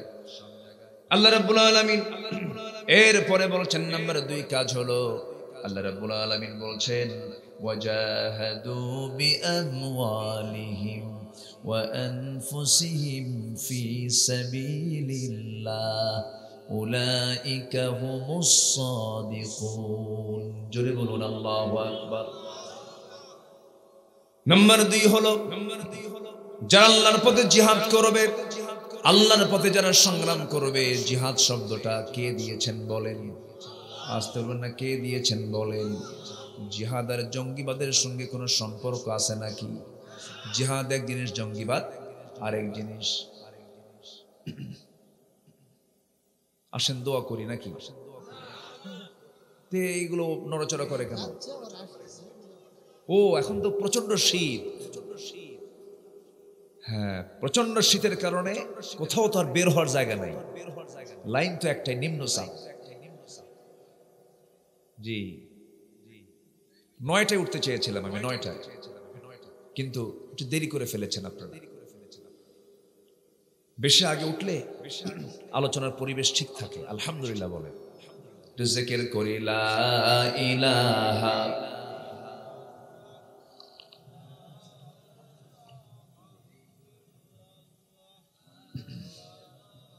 আরো জোরে লা ইলাহা ইল্লাল্লাহ, লা ইলাহা, লা ইলাহা ইল্লাল্লাহ মুহাম্মাদুর রাসূলুল্লাহ সাল্লাল্লাহু আলাইহি ওয়াসাল্লাম। এই দুইটা কাজ গুরুত্বপূর্ণ কাজ। একটা হলো ঈমান, আরেকটা হলো জিহাদ। ঈমান আছে, জিহাদের কাজটা আল্লাহ রাব্বুল আলামিন কবুল করবেন। জিহাদ আছে, ঈমান নাই, আল্লাহ কবুল করবেন না। ঈমানও থাকতে হবে, জিহাদও থাকতে হবে। আমার বন্ধুগণ, জিহাদ শব্দটার সঙ্গে আমার নবীজির গোটা জীবনটা জড়িত। মক্কার মাটিতে আমার রাসূল দাওয়াত দিয়েছেন 13 বছর, মার খেয়েছেন 13 বছর। আর মদিনার জিন্দেগির 10টা বছর কেটেছে তার জিহাদের প্রান্তরে। 13 বছর মার খেয়েছেন মক্কায়, আর মদিনায় 10 বছর মার খেয়েছেন না মার দিয়েছেন? আস্তে কয়, মার খেয়েছেন না মার দিয়েছেন? মার দিয়েছেন। তাহলে মার খাওয়াও সুন্নত, মার দেওয়াও সুন্নত। আমার বন্ধুগণ, জিহাদকে অনেকে অবহেলার চোখে দেখেন। জিহাদ শব্দ শুনলেই অনেকে এনকার করেন। জিহাদ শব্দটা শুনলেই কেমন যেন তিনি একটু আঁক বাঁকা চোখে তাকেন। এমন ধরনের লোক মনে হয় আমার দেশে নাই। আসতে বলবেন না, আছে না নাই? আচ্ছা আমার বন্ধুগণ, অথচ আমার নবীজির 10 বছর মদিনার যে 10 বছর কেটেছে, আমার এই নবীর 10 বছরে তিনি 86টা যুদ্ধ পরিচালনা করেছেন। কতটা বলেন? 86টা। গড়ে প্রত্যেক বছর 9টারও বেশি যুদ্ধে তিনি অংশ, প্রায় 9টার মতো যুদ্ধ তিনি করেছেন। প্রত্যেক বছরে যদি 9টা করে যুদ্ধ চলে, আজকের বর্তমান দুনিয়াতে যুদ্ধ বিধ্বস্ত দেশগুলোর মধ্যে অন্যতম হলো রাশিয়া, ইউক্রেন। অর্থনীতি চাঙ্গা না মন্দা? অর্থনীতি ধ্বংস হয়ে যায়। যুদ্ধ লাগলে পরে দেশের অর্থনীতির নিয়ন্ত্রণ ঠিক থাকে না। আমার নবীজি ক্ষুদ্র মদিনা রাষ্ট্র গড়ে তুললেন, কাফেরদের আক্রমণ নবীজি মোকাবেলা করতে করতে 10টা বছর চলে গেল, 86টা যুদ্ধ পরিচালনা করলেন। আমার নবীজির 10টা বছর যদি লক্ষ্য করা যায়, আমার নবীজির জীবন কেটেছে দিনের বেলা ঘোড়ার পিঠে, রাত্রে বেলা যায় নামাজে। আমার নবীজি ঘুমাতে পারেন নাই, আমার নবী আরামে দিন কাটাতে পারেন নাই। শত্রু দিয়ে গোটা জীবনটা আমার নবীজির অস্থিরতায় কেটে গেছে। ইহুদিরা ডিস্টার্ব করেছে, মদিনার ইহুদিরা ডিস্টার্ব করেছে। নবীজি খাবারের মধ্যে বিষ পর্যন্ত ঢুকায় দিয়েছে ইহুদির বাচ্চারা। নবীজিকে হত্যার জন্য বহু চেষ্টা করেছে। রাসূলকে দুনিয়া থেকে নিশ্চিহ্ন করার জন্য কত মাস্টার প্ল্যান করেছে ওই কুরাইশরা। প্রথম যখন মক্কা থেকে মদিনায় চলে আসলেন, 2টা বছর যেতে না যেতে দ্বিতীয় হিজরিতে, 1টা বছর যেতে না যেতে দ্বিতীয় হিজরির শুরুর দিকে যেবার রোজা ফরজ হলো, সেই রোজা ফরজের বছর সাহাবে কেরাম মাত্র 16টা রোজা রেখেছেন। রোজা রাখলে পরে শরীরটা দুর্বল হয়, কিন্তু ঈমানটা তাজা হয়ে যায়। আমার নবীজির কানে চলে এলো, মক্কার কুরাইশরা লোহিত সাগর পাশ দিয়ে ঘেসে ঘেসে, রেড সির পাশে দিয়ে ঘেসে ঘেসে তারা 450 মাইল অতিক্রম করে তারা বদর প্রান্তর পর্যন্ত চলে এসেছে। নবীর কানে যখন সংবাদ এলো, রাসূল বলেন সাহাবীরা কোনো ক্রমেই তাদেরকে বদর পার হতে দেওয়া যাবে না, চলো মোকাবেলা করতে হবে। নবীজির হাতে তখন কিচ্ছু নাই, ঘোড়া নাই, তরবারি নাই, কিন্তু ঈমান আছে। কি আছে বলেন? ঈমান আছে। আমার নবীজি বললেন সাহাবীরা, কি কি আছে আমার সঙ্গে, তোমরা যুদ্ধে অংশগ্রহণ করবে বলো। হুজুর আমরা সবাই প্রস্তুত আছি। রাসূল বলেন শোনো, যুদ্ধে যেতে হবে, শারীরিক শক্তির দরকার, রোজাটা ভেঙে ফেলে দাও। সাহাবায়ে কেরাম বললেন ইয়া রাসূলুল্লাহ, রোজা রাখাও ফরজ, জিহাদে যাওয়াটাও ফরজ, রোজাও রাখবো জিহাদও করবো। রাসূল বলেন না, ফাইদ্দাতুম মিন আইয়ামিন উখরা, অন্য সময় করে নেব আমরা রোজা। শক্তি সঞ্চয় করো, বাতিল দুর্গে আঘাত আনতে হবে। কে কে আছো আসো। নবীজি দেখতে পেলেন অনেক সাহাবীর হাতে তরবারি নাই, খেজুর গাছের ডাল হাতে নিলেন। যেরকম সুবহানাল্লাহ। আমার নবীজি সাহাবে কেরামকে সঙ্গে করে নিলেন। ছোট্ট ছোট্ট বাচ্চা 2টা নবীর কাছে দৌড়ে দৌড়ে এসে বলছে হুজুর, শুনতে পেলাম সৈন্যের নাকি ঘাটতি পড়েছে, সৈন্য সংখ্যা নাকি কম, যদি আপনি একটু পারমিশন দিতেন আমরা ছোট্ট 2টা বাচ্চা যুদ্ধে অংশগ্রহণ করতাম। মদিনার একজন পাগলি সাহাবী, মহিলা সাহাবী, 2 বছরের ছোট্ট বাচ্চা নিয়ে নবীর সামনে হাজির হয়ে বলে হুজুর, আমার বাড়িতে কোনো বয়স্ক পুরুষ মানুষ নাই, আমার স্বামী নাই, আমার প্রাপ্তবয়স্ক ছেলের সন্তান নাই, হুজুর এই ছোট্ট 2 বছরের বাচ্চা আমি আপনাকে দিয়ে গেলাম যুদ্ধের ঢাল বানায় নিয়ে। যেরকম সুবহানাল্লাহ। ইসলাম এমনি আসে নাই। আমার নবীজি দেখতে পেলেন ছোট্ট 2টা বাচ্চার সামনে দাঁড়ানো, রাসূল বলছেন কি বলতে চাও বলো। ছোট্ট দুইটা বাচ্চা বলে হুজুর যুদ্ধের পারমিশন চাই, আমরা যুদ্ধে যাব। রাসূল বলেন না হবে না। কেন? ফিটনেস নাই, বয়স নাই, তরবারি হাত ধরার মতো শক্তি বাহুবল নাই। সঙ্গে সঙ্গে ছোট্ট দুইটা বাচ্চা বলতেছে হুজুর অন্তত আমাদের দুইজনের মধ্যে যে কোনো একজনকে আপনি অনুমতি দিয়ে দেন। বড়জন বলে হুজুর আপনি আমাকে দেন, ছোটজন বলে আপনি আমাকে দেন। রাসূল বললেন না, কাউকে দেওয়া যাবে না। এবার বড়জন বলে হুজুর আমি ওর চাইতে বয়সে বড়, শক্তিতে বড়, আপনি আমাকে দেন অনুমতি। ছোটজন বলে হুজুর আপনি যদি ওকে অনুমতি দেন আমাকেও দিতে হবে, কারণ ও লম্বাই বেশি বড়, শক্তিতে আমি বেশি বড়। নবীজি খুব খুশি হয়ে গেলেন, দুজনকে বলেন লাগাও কুস্তি দেখি। দুজন কুস্তি লাগিয়ে দিয়েছে। বড়জন ছোটজনকে নিচে ফেলে দিয়েছে। ছোটজন বড় ভাইয়ের মাথাটা টেনে ধরে কানের মধ্যে মুখ ঢুকায় বলে ভাই তুই তো আমার চাইতে বয়সে বড়, তোর শক্তিও বেশি, একসঙ্গে খাই ঘুমাই, কিন্তু আমি আশ্চর্য হয়ে যাচ্ছি তুই আজকে আমার একা ফেলে কেমনে যাবি।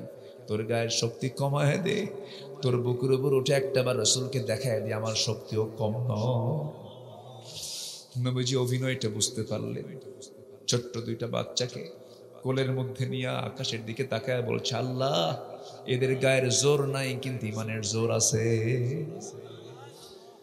দুজনকে পারমিশন দিয়ে দিলেন। 311 জন ছিল, 313 জন সাহাবী হয়ে গেলেন। ছোট্ট ছোট্ট বাচ্চা দুইটাও চলে গেছে 11 বছর 13 বছর। বদর প্রান্তরে গিয়ে যখন দাঁড়াইছেন সবার সামনে কাফের ছোট্ট দুইটা বাচ্চা এক সাহাবীকে ডাক দিয়ে বলো চাচা আবু জেল কই? সুবহানাল্লাহ বলবেন না?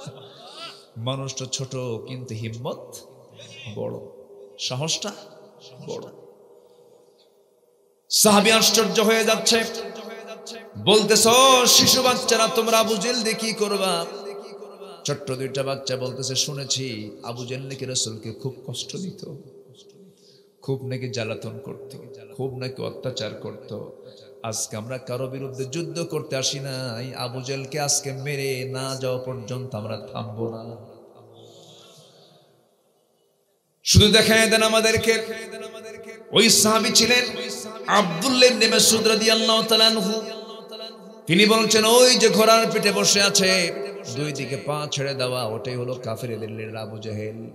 ইতিহাস সাক্ষী, বলতে দেরি হলো যেতে দেরি হলো না, সিংহের মতো গর্জন দিয়া বাস পাখির মতো উড়ন্ত হয়ে দূর মেরে চলে গেছে আবু জেলের সামনে। দুজন দুই পাশে দাঁড়ায় গেছে, কেউ টের পায় নাই, ছোট মানুষ পাত্তা দেয় নাই। কিন্তু এই ছোট্ট বাচ্চার মধ্যে যেই উন্মাদনা, জিহাদের যে স্পিরিট, জিহাদের যে চেতনা, ওরা এটা বুঝতে পারে নাই। ছোট্ট দুইটা বাচ্চা ছোট্ট দুইটা তরবারি নিয়ে পজিশন নিয়ে দাঁড়ায় গেছে। চোখের ইঙ্গিতে দুইজন আল্লাহু আকবার বলে আবু জেলের দুই পায়ে এমন জোর আঘাত করেছে ওই যে আবু জেল ধরাশয়ী হয়ে জমিনে পড়ে গেছে। কোমর সোজা করে আবু জেল আর কখনো দাঁড়াতে পারে নাই। জোরে বলি আল্লাহু আকবার। মুসলমানদের বিজয় হয়েছে, গায়ের শক্তি, অস্ত্রের শক্তি না, ইমানের শক্তি। আল্লাহ এই জন্য বলছেন আগে ইমান আন, এরপরে জিহাদ কর। এরপরে কি? জিহাদ কর। আমার বন্ধুগণ, এই ছোট্ট দুইটা বাচ্চা যখন আঘাত করেছে, আবু জেল ধরাশয়ী হয়ে জমিনে পড়ে গেছে। বড়জনকে ধরে ফেললো কাফেররা।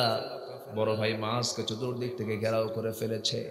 পিছন থেকে একজন তরবারির একটা আঘাত যখন বড় ভাই মাসের ডান হাতে যখন মেরে দিয়েছে, এক আঘাতে তার হাত থেকে তরবারি ঝনঝন করে পড়ে গেল। চামড়ার সঙ্গে ডান হাতটা জ্বলতেছে, দুলতেছে। যুদ্ধ করবেন কেমনে? দৌড় মেরে চলে গেলেন তরবারির কাছে, চট করে বাম হাতে তুলে নিয়ে যুদ্ধ চালাতে লাগলেন। বাম হাতে তরবারি চালাতে গিয়া চামড়ার সঙ্গে জ্বলে থাকে হাতটা এসে বাম হাতে ধাক্কা খায়, ডিস্টার্ব হয় মনে করে। ডান হাত জ্বলন্ত হাতটা বাম পায়ে তুলে রেখে এত জোরে টান মারলেন, হাতটা ছিটকে পড়ে গেছে। বাম হাতে যুদ্ধ করতে করতে বাম হাতও কেটে ফেলে দিয়েছে। দুটা হাত নাই, তরবারি পড়ে আছে, সামনে টিমের মতো সামনে দাঁড়ানো। একজন কাফের এসে মাথা বরাবর, মস্তক বরাবর মেরে দিয়েছে, মস্তকটা ছিটকে পড়ে গেছে। মাস দুনিয়া থেকে বিদায় হয়ে গোটা দুনিয়ার সমস্ত মুসলমানদেরকে জানান দিচ্ছেন, ও দুনিয়ার মুসলমানেরা, আল্লাহর জমিনে দিন কায়েমের জন্য জিহাদ করে জীবনটা আল্লাহর পথে এমন করে অকাতরে বিলীন করে দিতে হয়। যেরকম সুবহানাল্লাহ। আরো জোরে বলুন সুবহানাল্লাহ। ওই বদর যুদ্ধে উবাইদ ইবনুল জাররাহ রাদিয়াল্লাহু তাআলা আনহু যুদ্ধের ময়দানে নিজের বাপকে দেখতে পেলেন। বাপকে দেখে তরবারি গুটায়া বাবার সামনে থেকে ফিরে আসলেন। চোখে তার পানি চলে আসলো। হারে বাবার কোলে মানুষ হয়েছি, দয়া মায়া কাজ করলো। কিছুক্ষণ পরে মনে মনে চিন্তা করছেন, না না না না, আমি আমার বাপকে কেন আজকে ছেড়ে দেবো? সে তো আমার বাপ হতে পারে নবীর দুশমন। আল্লাহু আকবার বলে, আমার নবীর বিরুদ্ধে যুদ্ধ করতে আসছে, সে তো আমার দুশমন, সে আমার নবীর দুশমন। বাপকে বাপ না মনে করে আবার তরবারিটা গুটায় না, তরবারি আবার কোষমুক্ত করে বাবার দিকে সিংহের মতো গর্জন দিয়া বাপকে বাপ না মনে করে শিরকের প্রতীক মনে করে গর্দান বরাবর তরবারি হাঁকায়া দিলেন। গর্দানটা ছিটকে পড়ে গেল। সাহাবে কেরাম আল্লাহু আকবার বললেন। উবাইদার মন খারাপ। নবীজি বলছেন, সাহাবীরা, বদর যুদ্ধে মুসলমানদের বিজয় হয়েছে। উবাইদার চোখে পানি কেন? কি হয়েছে হুজুর? উবাইদার বাপ বদরে মারা গেছে। কে মেরেছে? তার বাপকে কে মেরেছে বলো। হুজুর, আমরা কেউ মারি না, উবাইদা নিজেই তার বাপকে দুনিয়া থেকে বিদায় করে দিয়েছে। আমার নবীজি দুটো হাত সামনের দিকে আগায় নিয়ে বলছেন, উবাইদা এইদিকে আয়, এইদিকে আয়। বুকের সঙ্গে বুক লাগায় দিয়ে বলছে, উবাইদা রে, আল্লাহর জান্নাত তোর জন্য ওয়াজিব হয়ে গেছে। জোরে বল সুবহানাল্লাহ।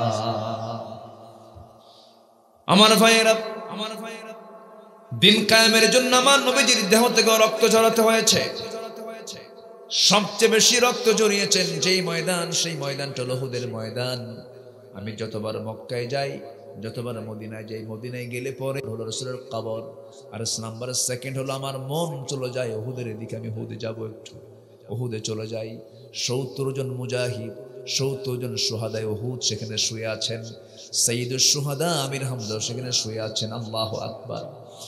আমার নবীজি মাঝে মাঝে যেতেন আর বলতেন, সাহাবীরা, উহুদ পাহাড়ে, যে 12 মাইল লম্বা উহুদ পাহাড়, এই উহুদ পাহাড়কে আমি রাসূল খুব ভালোবাসি। উহুদ পাহাড়ও আমি রাসূলকে আমাকে খুব উহুদ পাহাড়ও ভালোবাসে। জোরে বলুন সুবহানাল্লাহ। আমার নবীজি যখন মারা যাবেন তখন উহুদ পাহাড়কে দেখে দেখে মারা গেছেন। কি পাহাড়কে দেখে দেখে? উহুদ পাহাড়কে দেখে দেখে মারা গেছেন। আমার নবীজি উহুদের ময়দানে সবচেয়ে বেশি রক্তাক্ত হয়েছিলেন। রাসূলকে তারা টার্গেট করেছিল, রাসূলকে তারা দুনিয়া থেকে বিদায় করে দেবে। কাফের হাতের মধ্যে পাথর নিয়ে নবীজির মাথা বরাবর মেরেছিল। মাথায় ছিল হেলমেটের চিকন ফলাপ, হেলমেটের চিকন লোহা। নবী কপালের লোহা সেই কপালের হাড়ের মধ্যে গেঁথে গেল। নবীজির মাথা চক্কর মেরে উঠল। আরেকজন কাফের মেরে দিল আরেকটা পাথর, গালের মধ্যে শিরস্ত্রাণের চিকন লোহা ফলা ঢুকে গেল। আরেকটা আঘাত আসলো মুখের উপর, সামনের সুন্দর দুটি দাঁত ভেঙে পড়ে গেল। একই মুখের ভিতরে 3টে ইনজুরি, কপালে লোহা, গালে লোহা, সামনের দুটা দাঁত নাই। নবীজি মুখ থুবড়ে পড়ে গেলেন।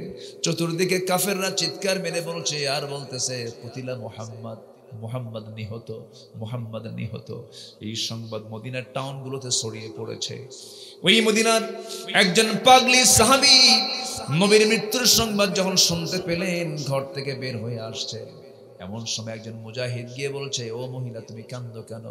রাসূলুল্লাহ কি ইন্তেকাল করে, রাসূলুল্লাহ কি শহীদ হয়েছেন। এই কথা শোনার সঙ্গে সঙ্গে বলতেছে, শোনো রে, রাসূলের আগে তোমাকে একটা সংবাদ দিই, কি তোমার নিজের আপন বড় ভাই দুনিয়া থেকে এই যুদ্ধে মারা গেছে, শহীদ হয়ে গেছে। বলতেছে, আমার ভাই মারা গেল, আমার দুঃখ নাই। কিছুক্ষণ বয়সে আরেকজন বলতেছে, ও মহিলা, তুমি কি জানো তোমার কলিজার টুকরা সন্তানটা শাহাদাত বরণ করেছে, এতে আমার কোনো দুঃখ নাই। তুমি কি জানো তোমার প্রাণপ্রিয় স্বামী শাহাদাত বরণ করেছে? মহিলা জবাব দিয়ে বলতেছে, আমার স্বামী গেছে, আমার সন্তান গেছে, আমার ভাই গেছে, আমার কোনো দুঃখ নাই। গোটা দুনিয়ার মানুষ মারা গেল, আমার কোনো দুঃখ নাই। একটাবার আমার কানে শোনায় দাও তো, আমার রাসূল প্রাণে বেঁচে আছেন কিনা। জোরে কোন সুবহানাল্লাহ, জোরে কোন সুবহানাল্লাহ। আমার ভাইয়েরা, আমার নবীজি উহুদের ময়দানে হাইয়ান মাজরুহান জখম হলেন, আহত হলেন। মুখের মধ্যে রক্ত দিয়ে ভরে আছে, মুখটা ভরে গেছে রক্ত পূর্ণ হয়ে, কপালটা লোহাবিদ্ধ, গালটা লোহাবিদ্ধ। সেই জায়গায় সাইয়েদনা আলী তন্ন তন্ন করে খুঁজে রাসূলকে কোলের মধ্যে তুলে নিয়ে নিরাপদ জায়গায় শোয়া রাখলেন, একটা উঁচু জায়গায় শোয়া রাখলেন। সেই জায়গাটা আজও আছে। আমি মাঝে মাঝে দেখতে যাই। দেখতে গেলে ইমানটা একটু তাজা হয় কিনা বলেন। একটু হলো তো তাজা হয়। আমরা দেখব, আমরা সফর করব, জোরে বলি ইনশাআল্লাহ, জোরে বলি ইনশাআল্লাহ, আরো জোরে বলি ইনশাআল্লাহ। রাসূলকে স্বপ্নে দেখার কি শখ হয় না? শখ হয় না? শখ হয় না? আমরা দেখব, জোরে বলি ইনশাআল্লাহ। আমল হলো আল্লাহুম্মা সাল্লি আলা মুহাম্মদ ওয়া আলা আলি মুহাম্মদ। দরুদ ইব্রাহিমটা নিয়মিত পড়তে পড়তে ঘুমিয়ে পড়ব। আল্লাহর কসম করে বলি, যদি আপনার ধ্যান জ্ঞান যদি ঠিক থাকে, দরুদ ইব্রাহিমটা যদি ঠিক থাকে, হালালকে হালাল জেনে হারামকে হারাম জেনে হারামকে বর্জন যদি করতে পারি, আল্লাহর কসম রাসূলকে দেখা যাবে, দেখা যাবে, দেখা যাবে। দেখবো আমরা, জোরে বলি ইনশাআল্লাহ। আমার ভাইরা, উহুদের ময়দানে আমার নবীজি সেই জায়গা থেকে যখন তাকে কোলের মধ্যে করে নিয়ে শোয়া রাখা হলো, ওই যে বদরের উবাইদা ইবনুল জাররাহ নবীর পাশে বসে আছেন। কপালের মধ্যে লোহা আস্তে করে টান মারলেন, নবীজি আহ শব্দ করেন। উবাইদা মনে মনে চিন্তা করেন, না আস্তে টান দিয়ে নবীর কষ্ট হবে মনে করে দাঁতটা লাগায় দিয়ে এমন জোরে টান মারলেন, উবাইদার সামনের দুটো দাঁত ভেঙে গেছে। রাসূল বলছেন, উবাইদা রে, দাঁত ভাঙলা কেন? আস্তে টান দিলে তো তোমার দাঁতটা ভাঙতো না। হুজুর, দাঁত কেন, কলিজাটা ছিঁড়ে দেব, আমার কোনো কষ্ট হবে না। জোরে কোন সুবহানাল্লাহ। আমার নবীজি গালের মধ্যে থেকে লোহাটা বের করা মাত্র ফিঙ্কি দিয়ে রক্ত পড়তেছে। উবাইদা অঞ্জলি ভরে ভরে রক্তগুলো হাতের মধ্যে নিয়ে ভাবতেছেন, কোথায় ফেলবো রে, কোথায় ফেলবো রে। মুখের মধ্যে নিয়ে পান করতেছেন নবীর রক্ত। আমার নবীজি বলছেন, উবাইদা লুকে লুকে কি পান করে? হুজুর, আপনার দেহের রক্ত জমিনে, কোথায় ফেলবো, জায়গা নাই, খেয়ে নিচ্ছি। রাসূল বলছেন, উবাইদা আমার রক্ত তোর দেহে, তোর দেহটা জাহান্নামটা হারাম হয়ে গেছে। জোরে কোন সুবহানাল্লাহ। কি ভালোবাসা কাজ করেছে আমার বন্ধুগণ। যেদিন কায়েমের জন্য জিহাদের ময়দানে আমার নবীজির দাঁত ভাঙতে হলো, যেদিন কায়েমের জন্য নবীর দেহ থেকে দাঁত ভাঙা হয়, যেদিন কায়েমের জন্য নবীজির কোমরটা ভেঙে চুরমার করে দেওয়া হয়, আমার নবীজি উহুদের ময়দানে দাঁত হারিয়েছেন, আর খন্দকের প্রান্তরে কোমর হারিয়েছেন। নবীজি কোদাল মারতে মারতে 4টা দিন পেটে কোনো খাবার যায় না। আমার নবীজি ধুলায় বলিন পরীক্ষা খনন করতে করতে করতে করতে ওইদিকে খাবার নাই, নবীজির কোমরটা কুঁজো হয়ে গিয়েছিল। মৃত্যুর দিন পর্যন্ত আমার নবীজি কোমর সোজা করে দাঁড়াতে পারেন নাই। জোরে কোন সুবহানাল্লাহ। সেই দাঁত ভাঙ্গা, কোমর ভাঙ্গা ইসলাম কায়েমের জন্য জিহাদের তামান্না এখনো থাকার দরকার আছে না নাই? সেই দিন কায়েমের জন্য, দিন প্রতিষ্ঠার জন্য যে মুসলমান, বাংলাদেশের মুসলমান লক্ষ শহীদের বিনিময়ে যদি দেশ স্বাধীন করতে পারে, দিন কায়েমের জন্য বুকের তাজা রক্ত ঢেলে দিতে রাজি আছেন কারা? দুহাত উঁচু করে দেখান মুসলমান।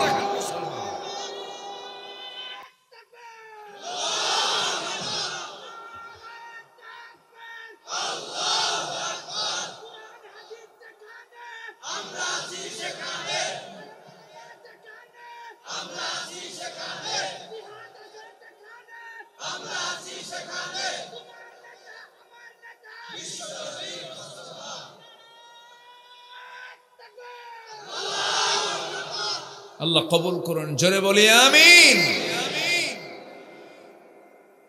নারায়ে তাকবীর। নারায়ে তাকবীর মানে কি জানেন? বুলান্দ করা।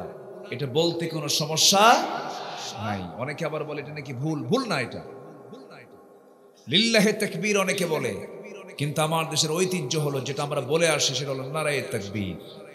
কি বলেন? তাকবীর কি বুলান্দ করো, নারায়ে তাকবীর। নারায়ে তাকবীর কি? আমাদের তাকবীর কি বলেন? আল্লাহু আকবার বলেন, বলেন, বলেন কি? আরো জোরে, আরো জোরে, আরো জোরে। জন্মের পরপরই কোন আওয়াজ আমার কানে এসেছে? মসজিদের মিনার থেকে কোন আওয়াজ আসে? ইমাম দাঁড়িয়ে শুরু করে নামাজ কোন আওয়াজ দিয়া?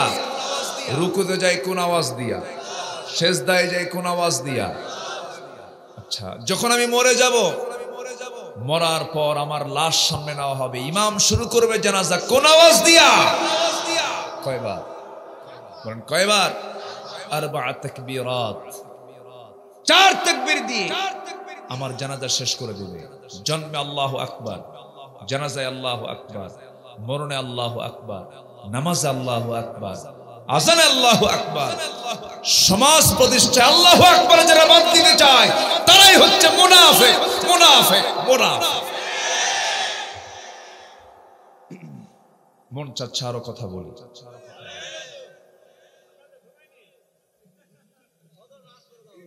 ফজর পড়ে যাবেন এখানে? আচ্ছা, ফজর পড়ে যান, আমি চলে যাই। খুব সুন্দর, আপনারা বলি আলহামদুলিল্লাহ। ফজর পড়বেন কারা কারা? ফজর মিস হবে না কার কার? একটু হাত তুলে দেখা। আসল কাজে আসি একটু। রেজাল্ট কি হলো? জোরে বলি ইয়া আল্লাহ, আমাদেরকে ফজর, জোহর, আসর, মাগরিব, ইশা 5 ওয়াক্ত সালাত আদায় করার তৌফিক তুমি আল্লাহ দিয়া দাও, দিয়া দাও। জোরে বলি আমিন, আরো জোরে আমিন। একজন কানা সাহাবী, কানা বোঝেন তো? অন্ধ, অনেকে অন্ধ বোঝে না, এই জন্য কানা কইছি। অন্ধ সাহাবী সারা জীবন যুদ্ধের পারমিশন নিয়েছেন, কেউ দেয়নি। আমার রাসূল দেননি, সাইয়েদনা আবু বকর দেননি। একদিন খুব অভিমান করে সে অন্ধ সাহাবী, যার শানে একটা সূরা নাজিল হয়েছে, আবাসা ওয়া তাওয়াল্লা আন জাআহুল আ'বা, এই সূরাটা।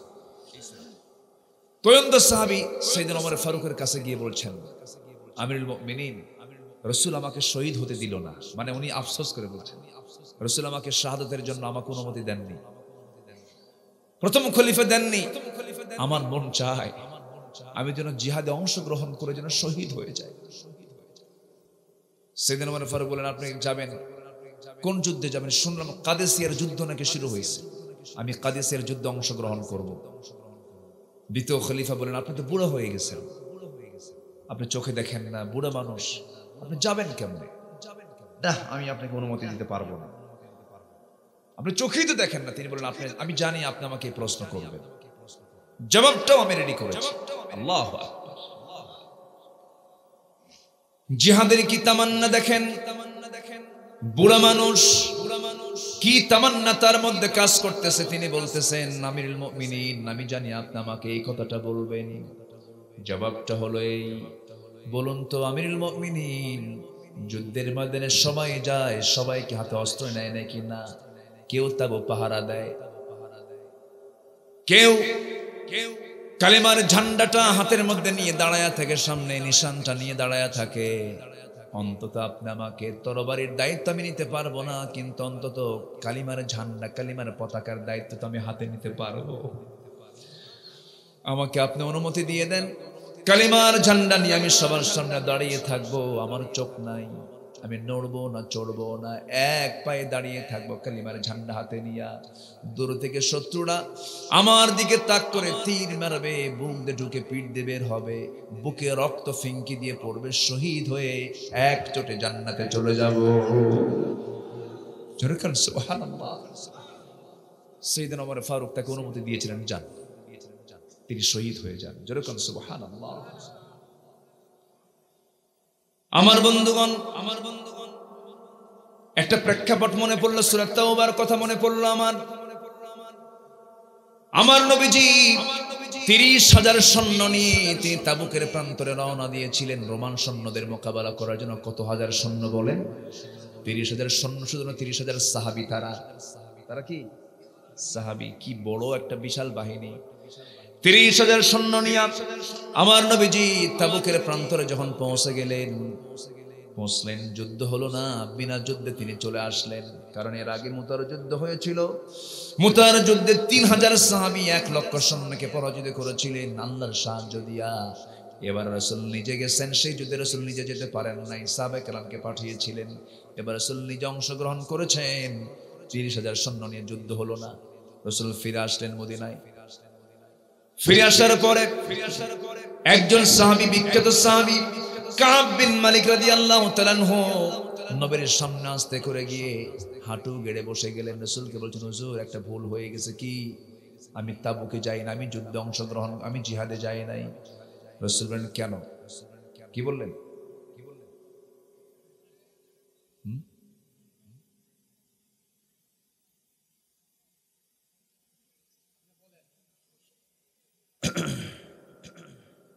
জি, আমার দিকে তাকান। আপনারা ঠিক আছেন তো নাকি? আমিও ঠিক আছি, আলহামদুলিল্লাহ। আমার নবীজি বলেন, তুমি কেন গেলে না? হুজুর সত্যি কথা বলি, এমনি যাই নাই। কেন? গড়িমসি করছে। গড়িমসি বুঝলেন তো? এলাকে কি বলে এটা?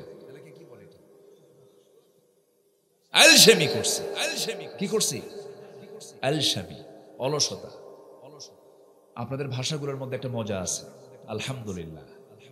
আপনাদের ভাষার মধ্যে একটা টান আছে, মধ্যে তবাই এক আলিফ পরিমাণ একটা টান আছে। ময়মনসিংহে 3 আলিফ পরিমাণ টান। বোন, আপনি কি মতাইছুন? আর একটু বেশি টান এই ময়মনসিংহের মানুষগুলো। যাইবেন খাইবাম, দেখছেন এখানে থাকে মনে হয় ওই এলাকা। আমি গাড়িতে নিয়ে যাচ্ছি কিশোরগঞ্জ, এক মুরব্বী বলতেছে, সিপলার রাস্তা চাপেন না খেরে। মানে সিপলার রাস্তা মানে চিকন রাস্তা, চাপেন না কেন, মানে সরে দাঁড়ান। সিপলার রাস্তা চাপেন না খেরে। কত ভাষা আল্লাহ তাআলা দিয়েছেন। এই ভাষার মালিককে বলেন তো? আল্লাহ তাআলা। নওগাঁর মানুষ এক ভাষায় কথা বলে, আক্কেলপুর একরকম, দিনাজপুর আরেক রকম, রংপুর আরেক রকম, মুর্শিদাবাদ তো আরেক রকম। আমাদের দেশে নবাবগঞ্জের মানুষ সালামটাও দিতে পারে না, আসসালামু আলাইকুম। আগে সালায়ের পরে দুলাভাই হয় না, ওদের সিন হয় না। নোয়াখালী মানুষ পানিকে পানি বলতে পারে না, পানিকে হানি। আমার ফোন এটা বলতে পারে না, আইফোন। আইফোন দেখছেন? আমার ফোন কি হয়? আইফোন কোথায় আর আমার ফোন কোথায়? ঠিক আছে না? আইফোনের দাম হলো লক্ষাধিক টাকা, আর ও আমার ফোন কি বানাইছে? আইফোন। আই মানে ওরা আমার বল ভাষা। এই ভাষাগুলো কে দিয়েছেন বলেন? আল্লাহ তাআলা। তো সাহেব বলছেন, হুজুর আমি আলসেমি করছি, গড়িমসি করছি, যাই নাই। কেন যাও নাই?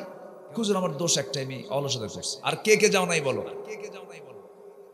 রাসূল এবার তদন্ত করছেন, কে কে যাও নাই বলো? তিনি বলছেন, হুজুর আমার জানা মতে হেলাল বিন উমাইয়া যায় নাই। আর কে? মুরারা বিন রাবিআ যায় নাই। আর কে? হুজুর আমার জানা নেই। যাও। রাসূল পাঠায় দিলেন মসজিদ থেকে, তাকে বললেন তুমি চলে যাও। তৎক্ষণাৎ আমার নবীজি দাঁড়ালেন এবং ঘোষণা দিলেন, জরুরিভাবে ঘোষণা দেওয়া হলো, এই 3 জন ব্যক্তির সাথে মদিনার কোন মুসলমানের লেনদেন, কথাবার্তা সব বন্ধ। বয়কটের ডাক দিলেন মুহাম্মদ সাল্লাল্লাহু। আচ্ছা, ওই 3 সাহাবী কি নামাজ ছিল না? আজ থেকে নামাজ ছিল না, রোজা, হজ, যাকাত, দান, সাদকা, তাহাজ্জুদ সব ছিল। কিন্তু কি করেছেন? গড়িমসি, আলসামি। কি বলেন তো? কি বলেন তো? আলসামি করেছেন, গড়িমসি করেছেন।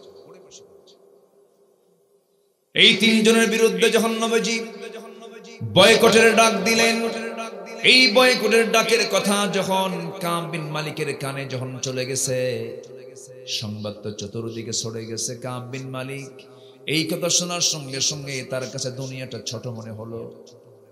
বাড়ির মধ্যে ঢুকবেন, দরজায় গিয়ে নক করছেন, গো আমার দরজা খোলা, আমি কাব বিন মালিক।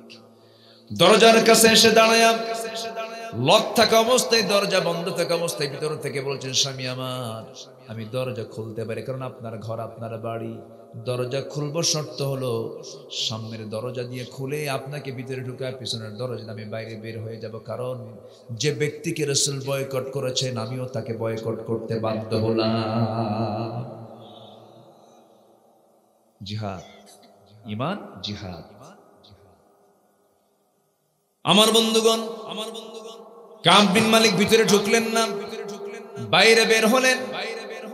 ইউ টার্ন করে সামনের দিকে যেতে নিয়ে দেখেন তার নিজের সদ্যজাত সন্তান, তার নিজের সন্তান, কলিজার টুকরা সন্তান, 11 বছর 13 বছর বয়স। বাচ্চাগুলোকে আস্তে করে ডাক দিয়ে বলছে, বাজান তোর বাপ ডাকতেছে, এইদিকে আয়। বাচ্চাগুলো বলে, যাব না, কারণ রাসূল তোমাকে বয়কট করেছেন, আমরা তোমার সঙ্গে কথা বলবো না। কাব বিন মালিক সিজদায় পড়ে পড়ে কাঁদেন, তওবা করেন, আল্লাহ কি বিপদে পড়ে গেলাম, আল্লাহ আমাকে বাঁচাও, ভুল হয়ে গেছে, আমারে বাঁচাও, আমাকে মাফ করো। তওবা করছেন ঘন ঘন। রাসূল কথা বলে না, সাহাবায়ে কেরাম কথা বলে না, বউ কথা বলে না, সন্তানরাও কথা বলে না। হেলাল বিন উমাইয়ার বয়স 70 বছর, চামড়াগুলো কুঁচকে গেছে, দাঁতগুলো পড়ার মতো হয়ে গেছে। এই বৃদ্ধ লোকটার বিরুদ্ধে, বৃদ্ধ স্বামীর বিরুদ্ধে রাসূল বয়কটের ডাক দিয়েছেন।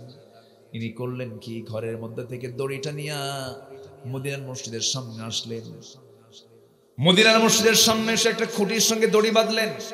দড়ি বেঁধে স্বেচ্ছায় নিজের হাত দুইটা নিজেই বাঁধলেন, আর বলছেন, হেলাল রে, তোর মতো পোড়া কপাল বান্দা দুনিয়াতে আর কেউ নাই। রাসূল বয়কটের ডাক দিয়েছে, রাসূল আমাদের বিরুদ্ধে কথা না বলার ডাক দিয়েছেন। হাতটা বেঁধে স্বেচ্ছায় তিনি বাঁধা অবস্থায় থাকলেন। একদিন নয়, 2 দিন নয়, দীর্ঘ 40টা দিন পর্যন্ত তিনি বেঁধে রাখলেন দুটো হাত। হাতের কবজি পর্যন্ত ঘা হয়ে গিয়েছিল।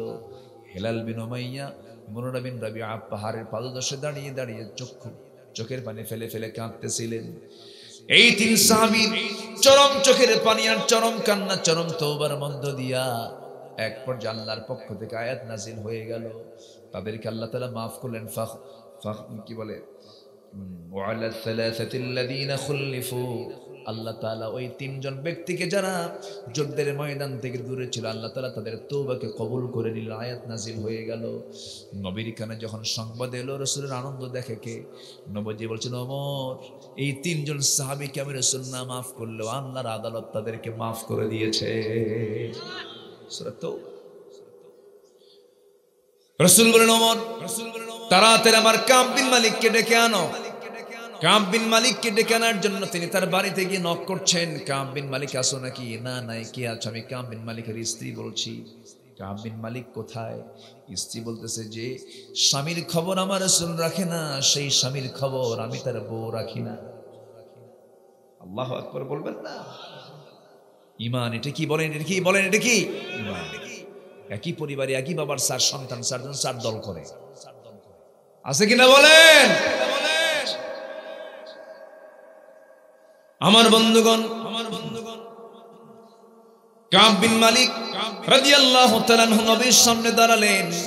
নবীজি তাকে জড়িয়ে ধরে বললেন, কাব রে, আমি তোকে মাফ করি নাই, কিন্তু আল্লাহর দরবার তোর জন্য খোলা ছিল রে কাব, তোর তওবা আল্লাহ কবুল করে নিয়েছেন।